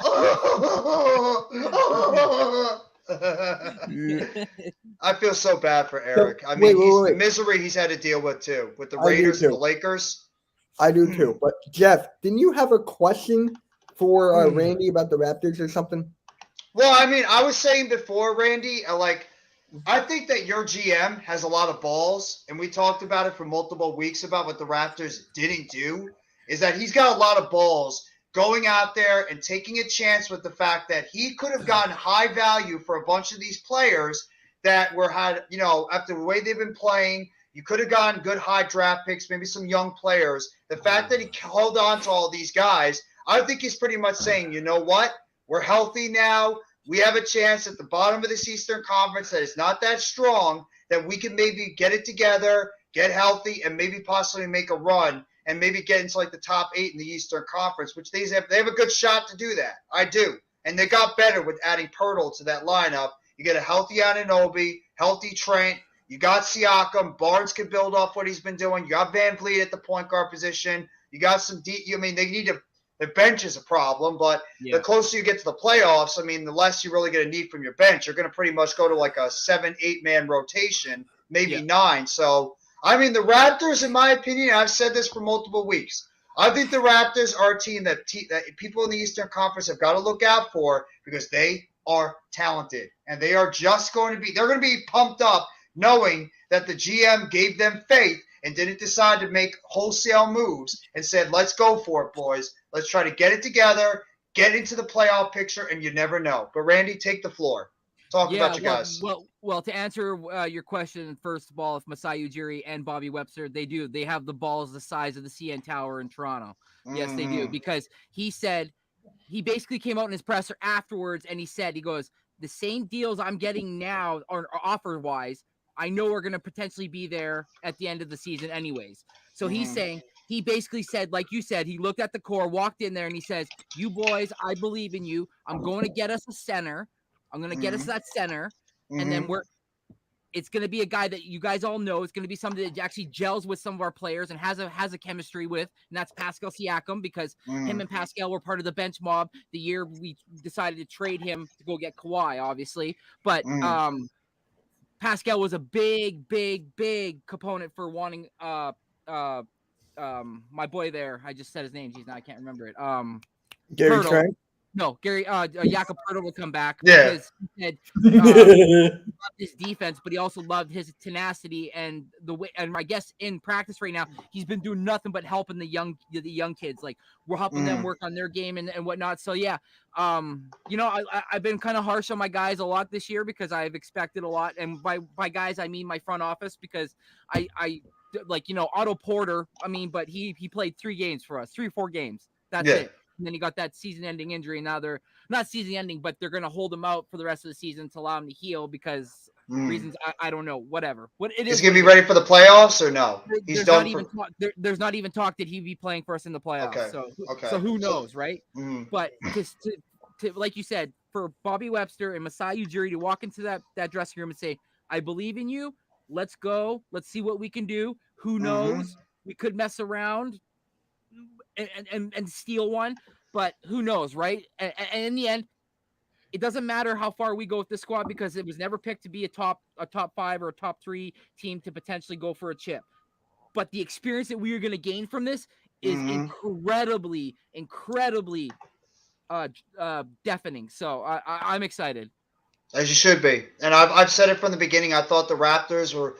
Unfortunately, I thought the Raptors were one of the most disappointing teams so far in the first half of the season because they're talented. I said this team would be at least around the top 5, top 6 in the Eastern Conference with the core they have together. I don't know if it was just the coaching, like you've been telling, and you've been talking about all season long that you think that your head coach is burning out your players. The fact that he's not putting in some of these other players off the bench, which I understand. And this is the time where you want to have your starters play more is at the end of the season when you get close to the playoffs so you can round out your rotation. Whereas in the season, you want to have a bigger rotation going forward. So I think that your team, if you could just remain healthy and continue to get that chemistry going, I do believe the Raptors can be one of those teams that could sneak in towards like the 7th, 6, 7, like around that 6 to 8 range, I believe in these. Because like what, a game or two out of like that around the 8th seed, so you're right there. Yep. I mean, I agree. I agree. And I also forgot about Precious Achua. He's back and he's been playing great now. So he started to build chemistry with Jakob Poeltl. But I agree 100% with unpopular. The Raptors had expectations coming into the season. So did Chicago. Both teams have disappointed. Atlanta too. Atlanta had expectations as well, getting Dejounte Murray. They've underachieved big time, firing their head coach yesterday. So they've really, really underachieved. Yeah. And Miami in a way too. Oh my God. Yeah. I mean, Miami's good, but they're like fighting for a 7th, 8th seed. I thought they'd be towards the top of the East. I thought they'd be like in the top 4 or 5. I'm surprised. Cleveland, we all said would be good. In a way, the Eastern Conference in the top is like where we all expected it to be. Boston, Milwaukee, Philadelphia, Cleveland. Miami was out of the team. We said Brooklyn, but it's different now without Kevin Durant and Kyrie Irving.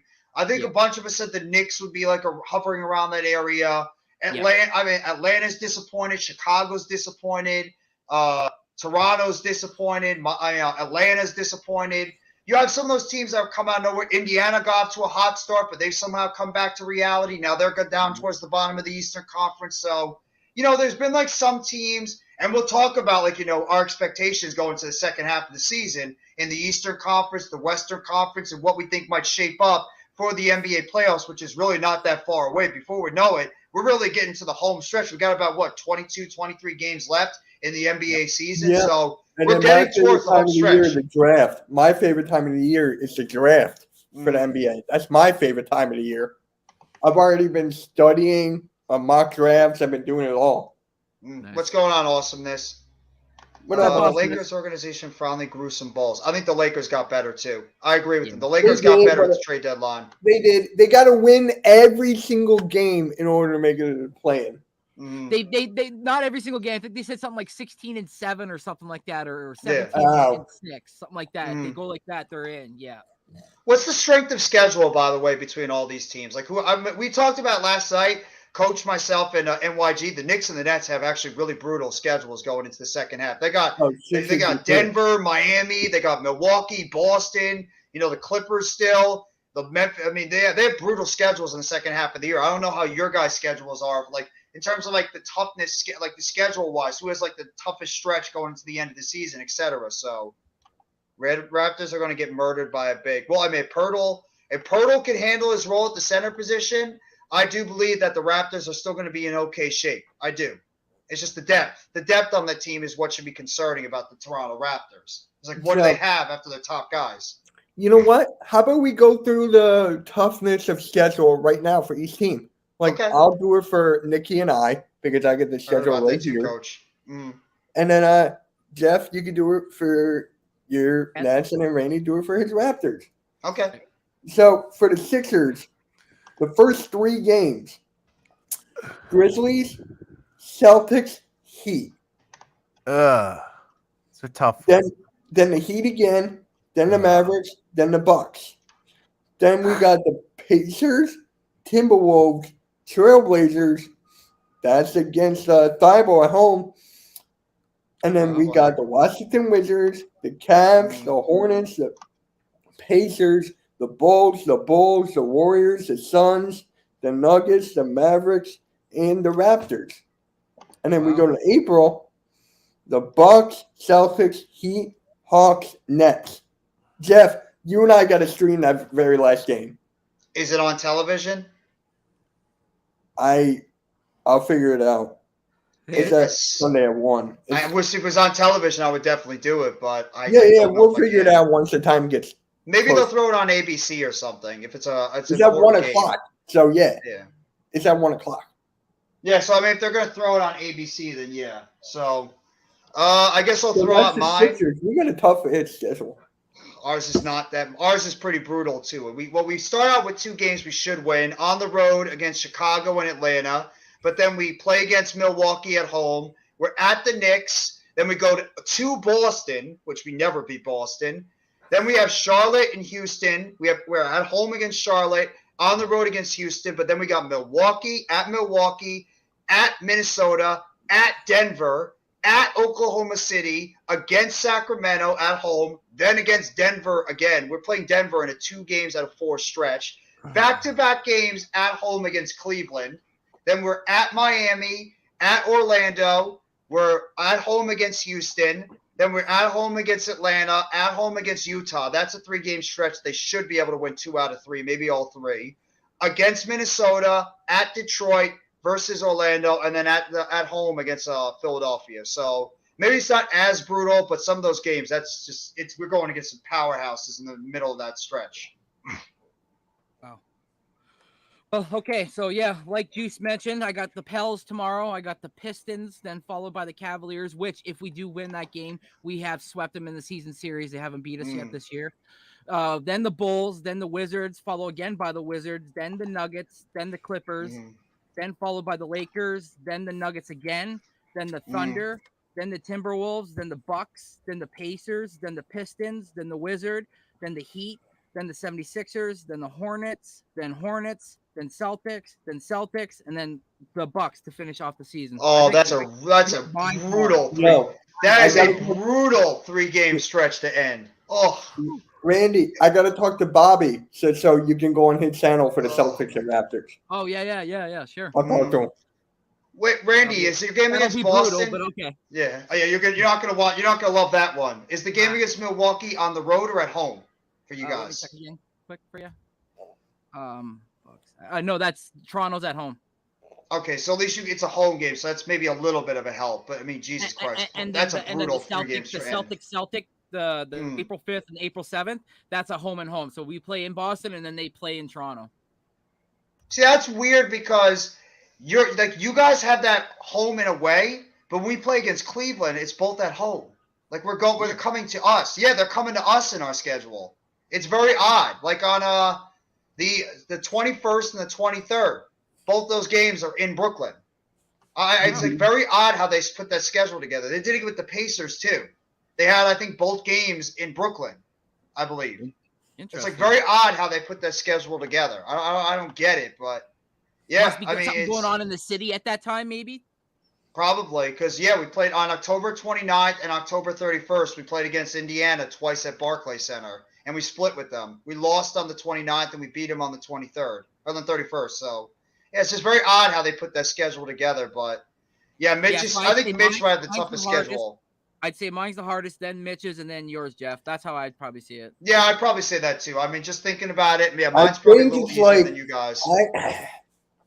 It's pretty damn close between me and Randy. It's pretty damn close. Finish, but I got to go with the Raptors, then us, then that. Nikki, how about you? It's that end sequence that's just brutal. Yes. So, Nikki, where do you have us? Y'all got the easiest one. Who got the easiest? The Nets. I agree with that. I agree with that.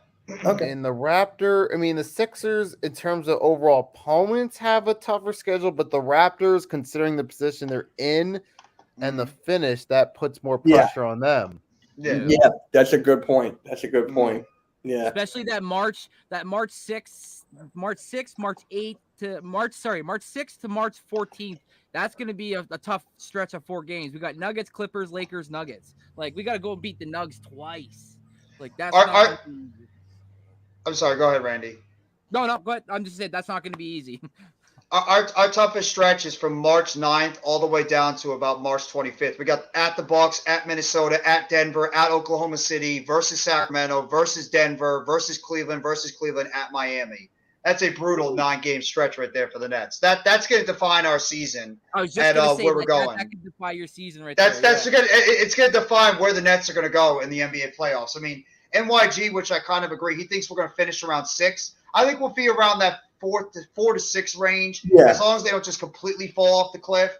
So I think the Nets will be around like the 4-6 range. I think the Sixers will be around 3 to 5, 3 to 6. Yeah, I'd probably say that's where you guys are going to be too. And I think the Raptors will probably be around 7 or 8. I think because at the end of the season stretch is going to be brutal for you guys. I want a playoff. I got the Knicks up here right now for Coach. If he wants me to rattle off his schedule real quick, go for it. Yeah. And then I got like a little game after.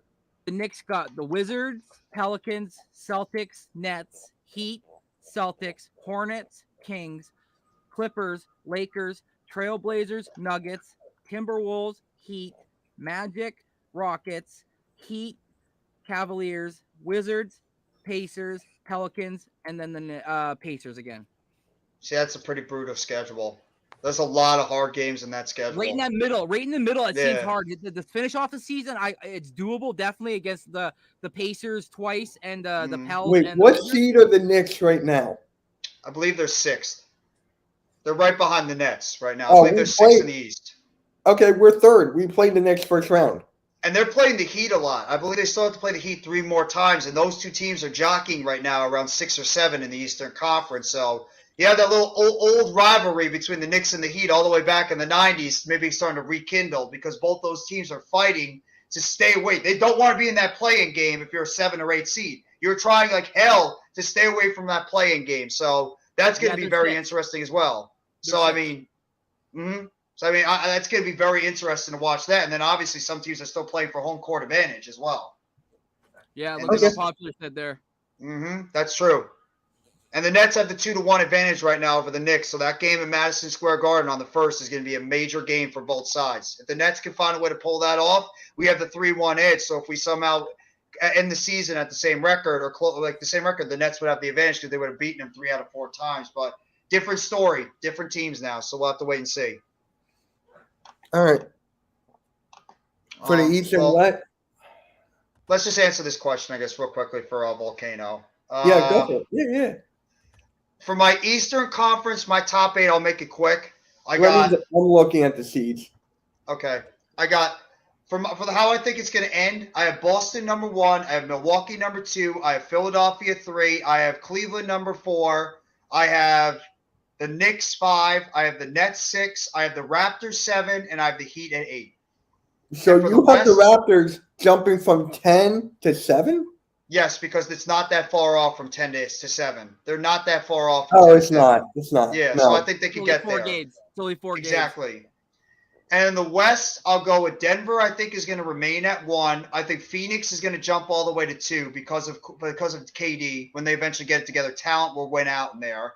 I think I have Memphis at 3. I have Sacramento at 4. I have the Clippers at 5. I have Dallas at 6. I think the Lakers are actually going to make the playoffs somehow. I have them at 7. And at 8, who do I have at 8? Warriors? The Warriors. Yeah, I think the Warriors will make it at 8. I think they're going to fringe around the bottom of the Western Conference, but they're going to be dangerous when they get in. Yeah, because All right right. now the standings go Nuggets, Grizzlies, Kings, Clippers, Suns, Mavericks, Pelicans, Timberwolves. That's the top 8. T-Wolves. T-Wolves could be like, I think the T-Wolves will just miss out. All right. Randy, you'll go, and then I'll go to Nikki. Yeah, so I got the Nuggets finishing first in the West. I got the Grizzlies finishing second. I got the Clippers finishing third. I got the Suns finishing fourth. I got the Kings finishing fifth. I got the Mavericks finishing sixth. I got the Warriors finishing seventh, and I got the Pels finishing eighth. That's such a huge drop. I'm just that's how I see it, bro. Sorry. I agree with you. That's the thing. And then on the East, I got the Celtics. I got the 76ers are actually going to jump ahead of the Bucks. I think this Giannis injury is actually going to be a little bit more serious than what people are probably going to lead on to. Then I have the Bucks at third. Then I have the Nets at fourth. Then I have the Cavaliers at fifth. Then I have the Knicks at sixth. Then I have the Heat at seventh. And then I have the Raptors at 8. I could see that playing out. That's actually a good list. I'm surprised you have the Nets that high. I just as a Nets fan, I don't think that they're going to be at 4, but God bless if that actually happens. Great list, though. Great list, by the way. So for me, I'm starting with the East. I got Boston 1. I got us 2. I got Milwaukee 3. I got the Cavs 4. I got the Nets at 5. Knicks at 6. Heat at 7. Raptors at 8. Okay. Because I'm thinking about the playoffs, and I really want the Knicks than the Heat in the playoffs. I want to have the Knicks. You match up better against the Knicks, you think, than the Heat? Yeah. Oh wait, then I'll have to switch. So I'll That have to series put is the gonna be Bucks at fun. 2. Yeah, us it at 3. is. Yeah. Mm. I think we're better matched up with the Knicks than the Heat. So then we go to the West. Denver 1, Mhm. Memphis 2. I got the Suns 3. You're I welcome. got the Kings 4, Clippers 5, Mavericks 6, Golden State 7, and the Pelicans 8. Okay. Okay. All right, Nikki?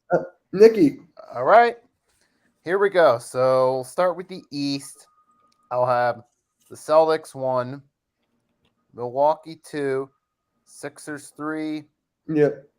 Cavs 4, Nets 5, Heat jumping up to 6, Mhm. Ooh. 7 Knicks, and 8 Raptors. Guys have a lot of Okay. faith. I appreciate it. We I do. like it. We all like your team, Randy. We do. So the West now got Nuggets 1, of course. Then I'll say Suns 2, Grizzlies 3, Clippers Mm. 4, Kings 5, Warriors 6, Mavs 7, and 8 Pelicans. Okay, so we're all like around the same ballpark. Pretty I close. will yeah. say this. I will say this. The Kings and Cavs, those two teams are young, and a lot of people believe that they're overachieving right now. Are they going to be able to sustain go in this high level of play they've been doing so far? Are they going to start tailing off as they go towards the the big part of the NBA season? So the Cavs and Kings are those two tricky teams. But it's intriguing that Nikki picked the Clippers at 4 because I think the Clippers I could picked the jump up to 4. Clippers. Oh, I think picked you the picked them Clippers at 6. Yeah, you like at 5 or 6, and Randy and I picked around like 5 or 6 as well. But I can see the Clippers jumping up to 4, and I do think the Yeah. Suns will be in the top 3 because their talent alone is going to get them over towards the top of the Western Conference. Do you guys see them gelling? Like, do we think like that'll work? Do we see like the Suns actually like? I think they gave, like, no offense, but I think they gave up a big key piece in Cam Johnson. Like, and I don't think they realize, and Mikal Bridges. I don't think they realize Yeah. that what those two meant to the team. So, Oh yeah. but I'm just a Raptor fan. No, you're right. I mean, trust me, I'm not complaining. I love Mikal Bridges. I think I he's do too. I think he's gonna be a We great had player. him. Sixers had him. And you traded him away. Yeah, don't bring that up. But anyways, we're gonna do another draft. Shooters. We're gonna do the shooters lineup. So we're gonna go Jeff, Randy, me, Nikki, then Nikki, me, Randy, Jeff. Oh crap! I don't know. I got to think on this one. Okay, you got the first pick for shooters. Uh, All right, come on, Jeff. there's a lot. Come on, Jeff. I know who you're taking. Steph Curry. There you go. Well, I was actually thinking another guy, but I know who you're tking of. All right. how many Randy, picks do we get, by the way? 5. We're doing 75. 5? Okay. We're doing 75. And then we'll do picks because we haven't done that in the last couple of weeks. Yes, sir. All right. Randy, who you got? I got Kobe. For shooters? Yeah. Cool.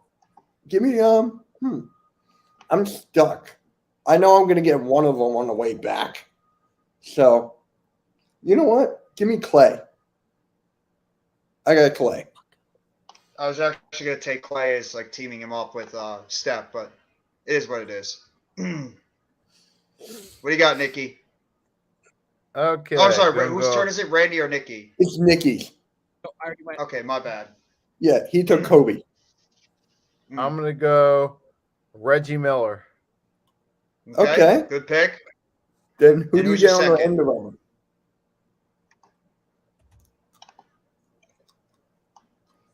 So on the end around, Yeah. I'm gonna go Ray Allen. Great pick. Okay. That's fine. I got mine. Give me Damian Lillard. Lillard and Clay. All right. Randy. Fuck.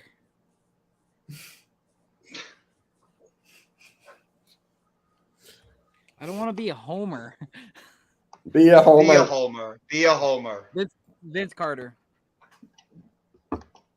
Okay. All right. So he got Kobe and Carter. Yeah. That's not bad. I'm going to That's not take bad. the greatest all-time shooting power forward, Dirk Nowitzki. Damn it! I was trying to get him on a third. I got Dirk Nowitzki, and my other one, I'm going to go with. So you have Curry, Dirk, and Coach just said it. Larry Bird. Damn it, Thank you, Coach! Thank Damn you, it! Coach. I wasn't even thinking about it. Thank you, Coach. Woo!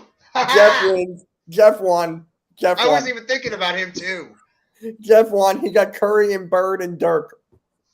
No, it's not over yet. Let's keep going around. We'll see. Okay. All right. Damn it. Fuck. All right, Randy, who you got? LeBron. That's not bad. That's not bad. Yeah. I'm trying to think of shooters. So this is tough here. Really tough. I wish I could have picked Dirk. We're drafting shooters right now, like shooters of the basketball. Yeah, shooters. Shoot. You know what?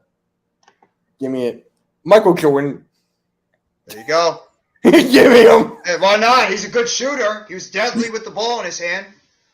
Nikki, bring us Carmelo around. Anthony. And who's your end around? Carmelo. No. Carmelo twice?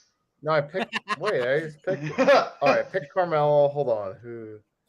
So I got Carmelo. Can I get Melo times 2? Ray, Coach said Reggie. Detlef Shrimp. Detlef Shrimp.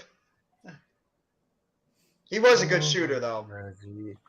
So was Kareem. So was Sharif Abdur-Rahim. A lot of people. Yes, he underrated was. him. Yes, He's he a good was. shooter, too. You take the You know ones what? in the Good chat. if you idea. want. I'm gonna go Sharif. Okay. Randy? Kerr. Great pick. That's No, actually what I was Randy, thinking. It was me. See, do you want Kerr? I'm not taking Kerr. So I then need a big- if Randy wants Kerr, then he can have Kerr. Yeah, take her. Mitch That's Richmond not was funny. underrated. I agree. Oh, I agree with what's- unpopular. Yeah, What? Mitch Richmond was an underrated shooter. he was. Yeah. But now I need big man. So, oh my God, Wait, I thought we were just going all shooters. we Yeah, we're are. just going but on I'm shooters looking right for now. like a 4 shooters. Give me Kevin Durant. Oh, fuck. Good plug. Yeah, I didn't even think about that. I knew Durant Jeff is a was great not going to shooter. take him. I knew for a No. fact you were not going to No, take I him. wasn't going to take Durant. Yeah. I guess whose turn is it? It's yours because he took Kerr. I'm going to take one of the most underrated players on the Sacramento Kings when they had those good teams back in the day, I know Peja who you- Stojakovic. Yep, I knew it. Peja. I knew it. Peja. I love Peja, and he was I a love deadly him too. sharpshooter. from That the front line. Sacramento Kings team is Mhm. arguably one of my favorite teams of all time. I And, wanted them to take the Lakers down so many times. So many goddamn times. and I thought, I'm going to take a player that nobody really talks about that they should talk about, and that's Mark Price from the Cleveland Cavs. So who's your He was center? a deadly sharpshooter from the outside, Mark Price. No, he's the Cleveland Cavs point guard / shooting guard. Yeah, he was no. great. So you have Dirk as your center then. Yeah, Dirk can play center. Yeah. I like it. Well, I have how many do I have? You got 5. I got Steph, I got Dirk, I got Peja, I got Larry Bird, and I got Mark Price. Yeah. So yeah, I got my 5. All right, Randy, who you got? That's a good one too. I'll take Shaq. Randy, do you pick Shaq. Shaq? Shaq. I don't know who to take for my center. I'm confused. Fuck. Wait. You want to take so- Detlef Shrimp? Wait. So who's? Wait. No. No, you don't want to take Detlef? I thought You know what? Hold on. I think I got it. I'm gonna put KD at the 5. Yeah, Give I'm gonna me- go Monty Bull then. I'll go Monte Bull. I'll go his father. Bull's for the end. Mhm. Okay. Rest in peace, Drazen Petrovic. I was thinking that one, but yeah, that's a good pick. Drazen was a terrific shooter for the Nets. I thought you were going to take him. I thought you were. Nah, I was thinking about it, but I didn't want to be the homer. So I wanted to go in a different What's direction. with I you wanted, guys being over? Like, what's wrong with that? I Be got a Peja homer. Stojakovic and I got Mark Price. They're great shooters too. Okay. There's another good Alrighty. one. There's some Nikki, good who ones in you the got? chat. So I'm gonna put Sharif at center, and at power forward, I'm going Kevin Love. Okay. That's another good one. I like the first one he said. Allen He Houston, was yeah. underrated. Allen Houston was an underrated shooter. I like that All right. pick. So, Nikki, go over your 5. Okay, so my Yes, he 1 and was. 2, Ray Allen, Reggie Miller, small forward Carmelo, Sharif Abdul-Rahim center, Kevin Love power forward. No. Okay. So, for me, I got Damian Lillard, Michael Jordan, Klay Thompson, Dragan Petrovic, and Kevin Durant. I know it was a sore spot for you. No Mets, no Nets, no Jets. About Allen Houston and John Starks. I'm sorry. Oh, I'm sorry. They're smarting from the you know what, the games. Oh, wait, there's no games tonight. No. There's no games tonight. We don't get back to action until tomorrow on TNT. I completely forgot. All right, Trent Randy, who's your Tucker 5? was a killer shooter in the I have yeah. Kerr. I have Kerr, Kobe, Bless you. Vince. Shit. Who's? LeBron. That's 4, right? You're Shaq?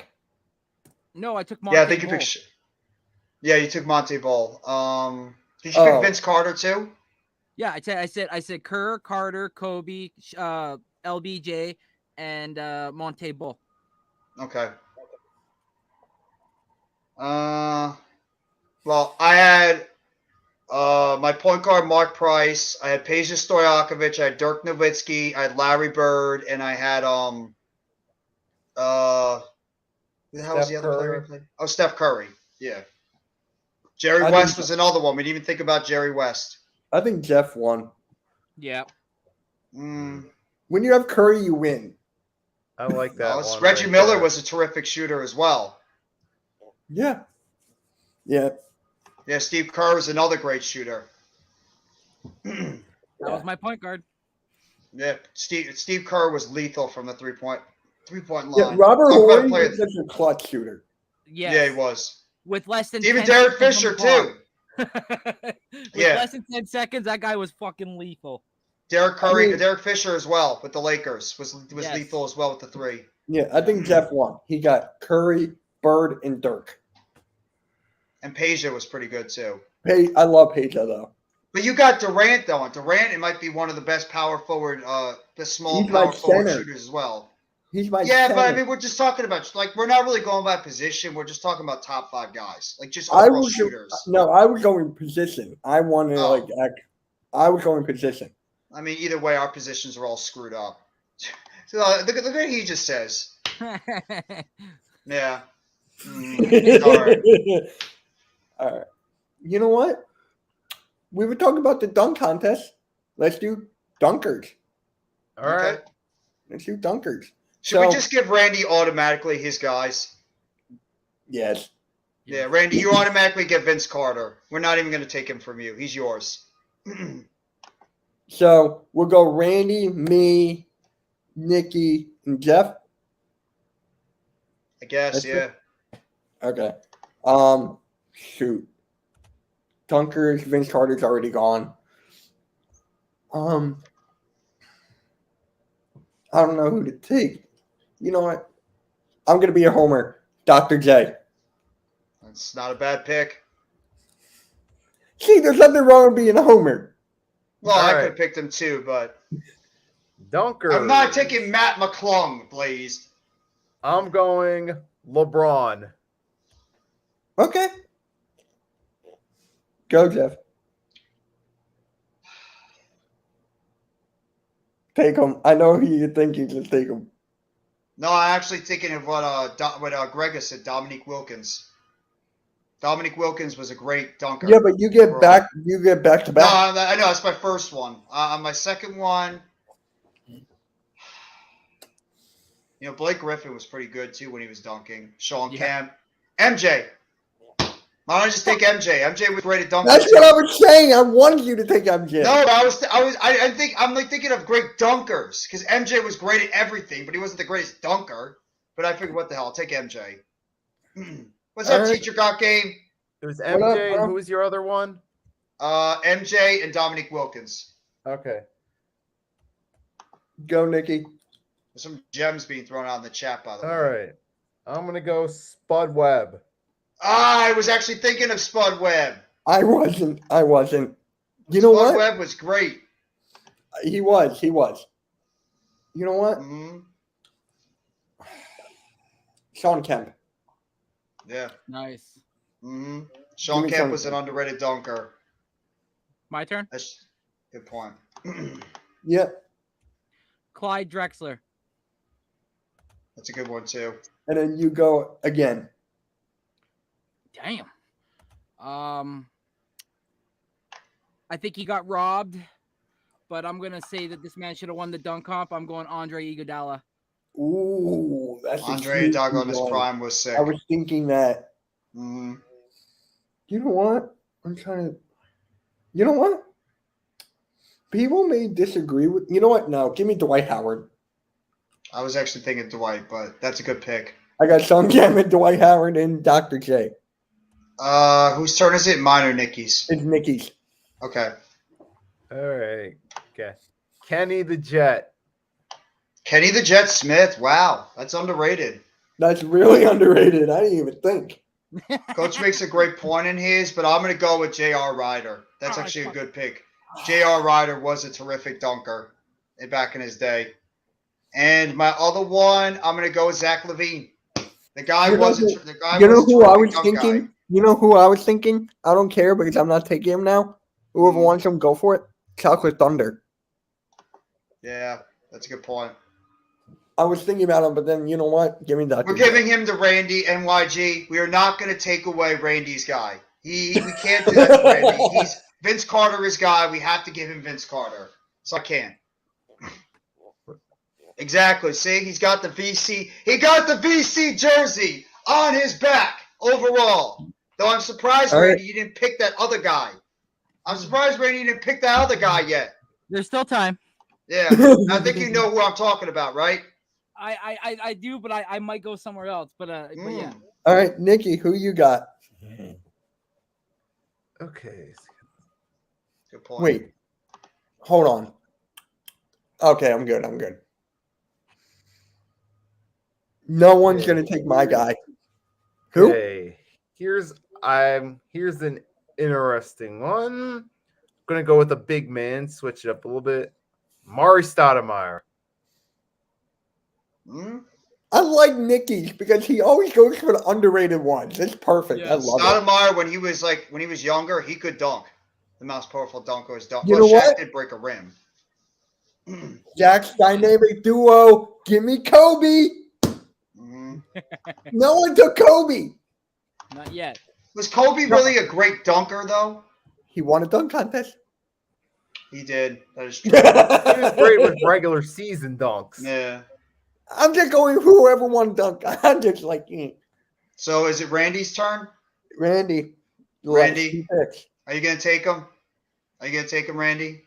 Tracy McGrady. I wanted you to take Tracy. Tracy was a great I wanted dunker. him to take him. I wanted you to take Tracy. You have to reunite the cousins. I was thinking about taking him, but then I was like, nah. I still say that's the one decision the Raptors made wrong is they should have never gotten rid of Tracy McGrady and kept McGrady and Carter together. They could have been lethal as a duo for many years in Toronto. All right, Randy, your last pick. Yeah, I'm going all small guys. I'm not going any bigs, but I got Jason Richardson. Richardson was very underrated too. Good pick. I need a point guard. Nate Robinson. There you go. Yeah, little Nate. He can Little box. Nate. I got Nate, Kobe, Dr. J. I forget who my 4 was. Oh, Sean Kemp and Dwight Howard. I forgot my other two. I have Yeah, I Dominic. wanted Blaze. I wanted them to take Chocolate Thunder. Like I wanted to take Dwight Oh, I Howard. remember now. All right, Nikki, who you got? All right. Going Daryl Dawkins. Chocolate Thunder. There you go. There you go. Rest in peace. Somebody had to take Blaze even I said was in there. thinking Chocolate about it, but Thunder. then I wanted Dwight Howard. Teacher got game. Yeah, Steve Francis was a good dunker too. He was. Damon Very Stoudemire. A lot of point guards. You didn't realize they were like very good dunkers. No one even David said Stoudemire. Bud Webb. Someone took Spud Webb. Nikki Yeah. did. Yeah. No, no, I'm just reading. Who the you comments. got, Jeff? Who's your last try? Okay, let me see. I don't No want one to just said look at this- the chat. I don't want to look at the chat and just take everybody's things in No, the just chat. hit full screen so you don't see the chat. That's what I did. No, I know. I'm not even paying attention to it because there are some good ones there, but I'm trying to think of who's in that. Oh, it was Steve Francis in that dunk contest with McGrady and Carter. I Yeah. think he was in the finals with them that one year, which was absolutely one of the best dunk contests I've ever seen in my life. Yes, sir. This is tough. No one's even taking this guy I have in mind. LeBron? Nikki got him. Oh, you did? T. Ross won a dunk comp too. How about Carmelo? Did Carmelo ever win a dunk contest? No. No, Okay. He was never in it. no. I'm not going to say Allen Iverson because he's not really known as a dunker. Okay, all right. It's for AMs, it's Alvin. Yes, I know Alvin Iverson. Yes. Alvin! It's too fucking easy. Wait, Randy, you know where I'm going to go with this. Not that one. Yeah. I'll take Aaron Gordon as my last one. I can't think. No of one anybody. took Russell Westbrook Mm, or Derrick Rose. I was thinking about Rose. I was too. I think I'd take Aaron Gordon as a better dunker than the two of them, even though they were good at dunking. Again, I went by positions. No, I know. I'm just picking guys at this point. It's hard to pick my position. When I do these drafts, I always go position. It makes it harder. Yeah, it's difficult, but yeah, that's true. Okay. All right. You know what? We can do one more draft because I got a good one in mind. Assists.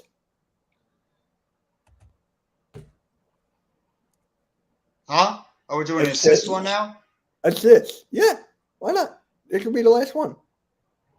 Who's picking first? I guess me. I never went first. Can I have my guy at least since we gave Randy his guy? Can I at least have my guy? Which one's yours? Jason Kidd. I'm fine. All right. Because that's the guy I was going to pick any day of the week was Jason Kidd.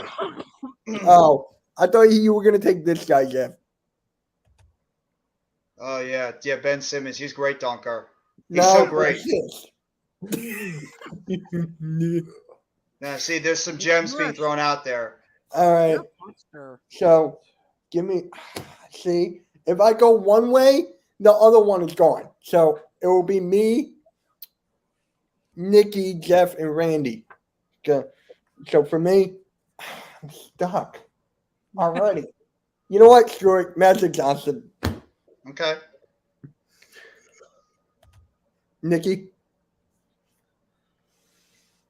The Big O. Damn it! Damn it! I would not think you were going to pick that. I was waiting for somebody to not pick him. That's exactly what I was thinking as my second pick, the Big O. No, you already had Double. Kid. So, all right, Randy, you're up. Put one of them as my shooting guard. John Stockton. Okay. That's an obvious one, yeah. And then you go again. I go again? Yep. Yeah. Fuck. Steve Nash. Yep. He's got two greats already. All right. Who you got, Jeff? Oh, Jokic. I think he's the best passing center of all when it comes to assists. I'm going with Jokic as my center. All right. Nikki, who you got? Triple double man, Russ. All right. Give me LeBron. And then my turn again. Shoot.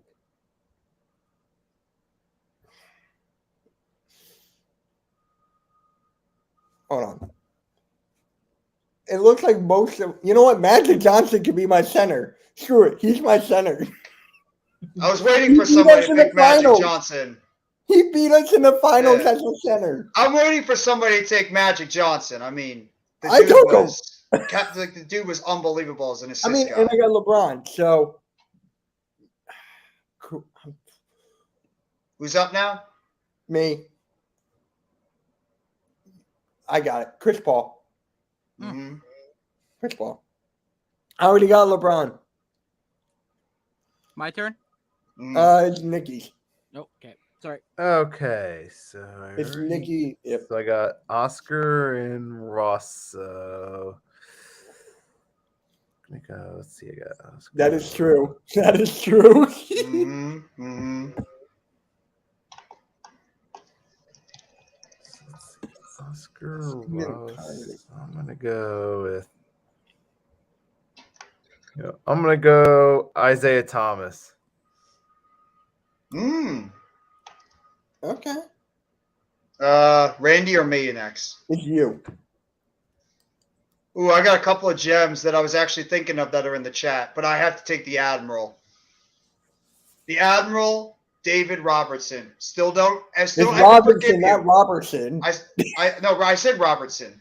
I It's still don't. Robinson. I still don't forgive you for what you did to me in the 2021, 2022, 2023 playoffs. But you were a hell of a player. You and Duncan. All right, Randy, you get 2. Mark Jackson.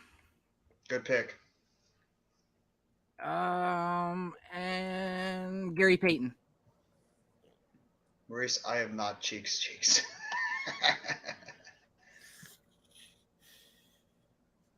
So wait, I got Chris Paul, LeBron, and Magic. Yep.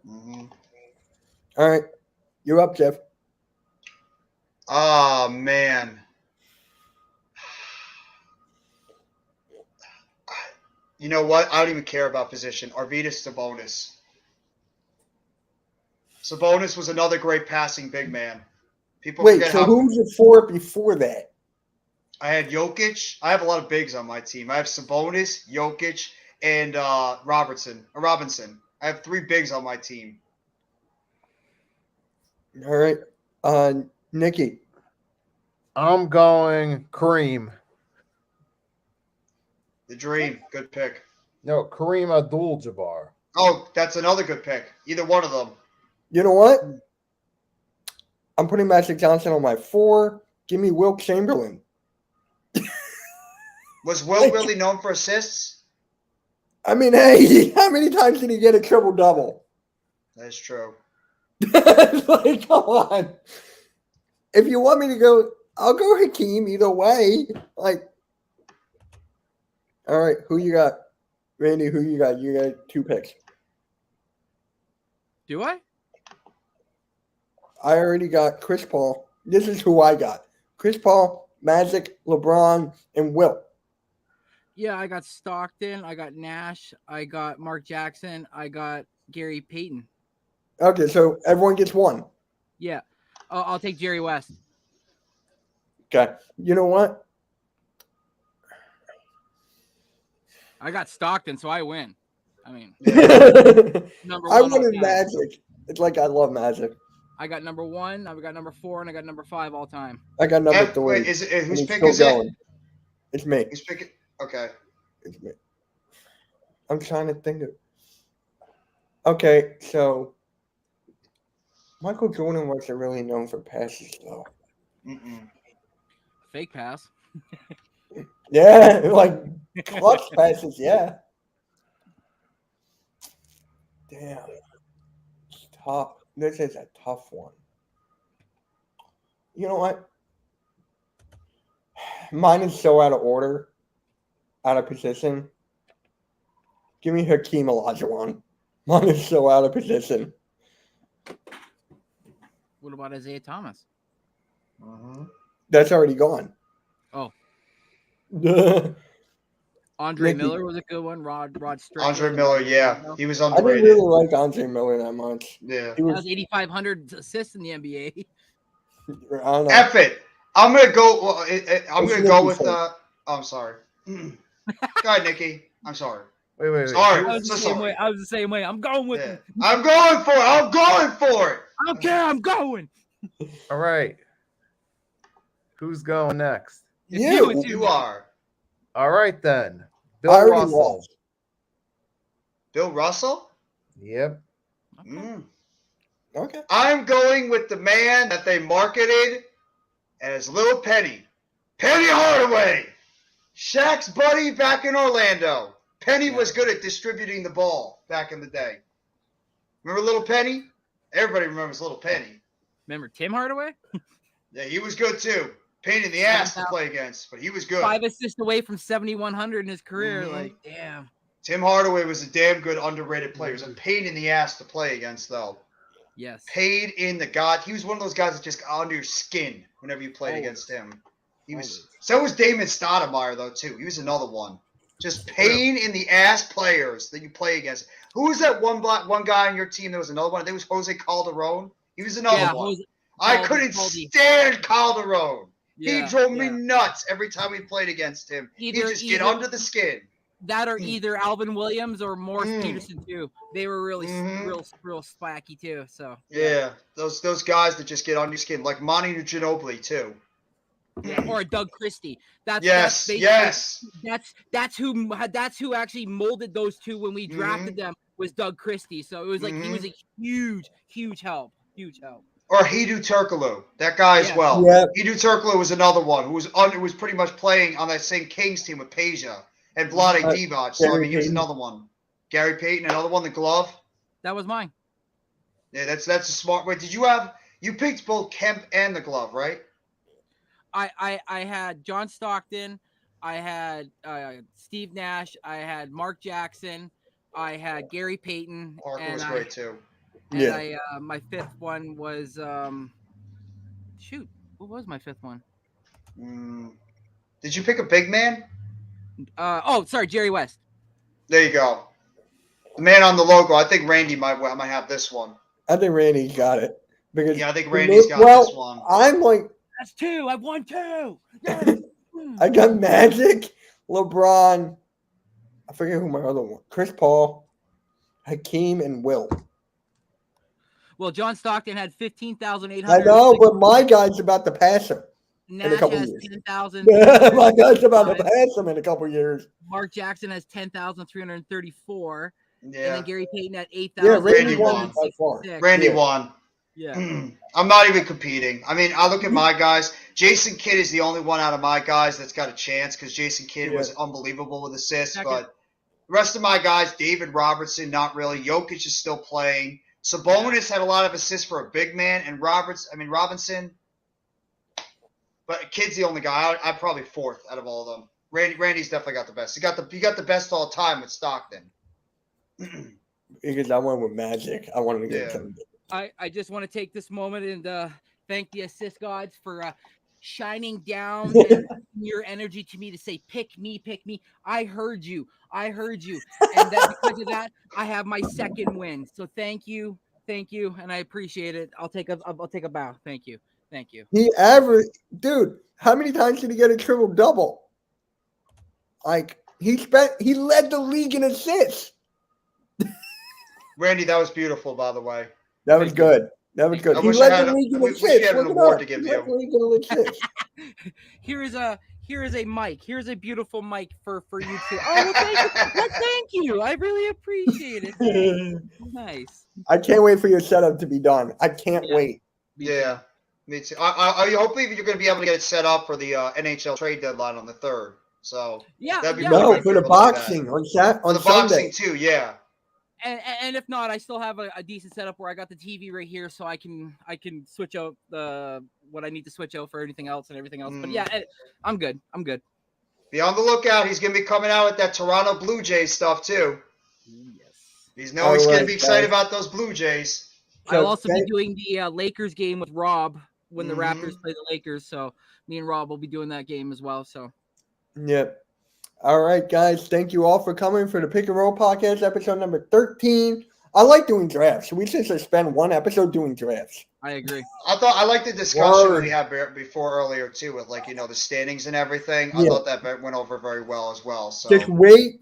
I'm telling you guys, wait for the draft because that's where I'm already studying these guys now. Like I'm on the NFL draft before I get ready for the NBA draft. There's still NFL is games just to not go. for NFL is not for me. Mhm. NBA is more for me. No, I know, but I gotta wait until the season's over before I think about NBA Yes. draft stuff. Randy and I and Further AM are streaming the Jake Paul versus Tommy Fury Sunday at 2:00. Mm-hmm.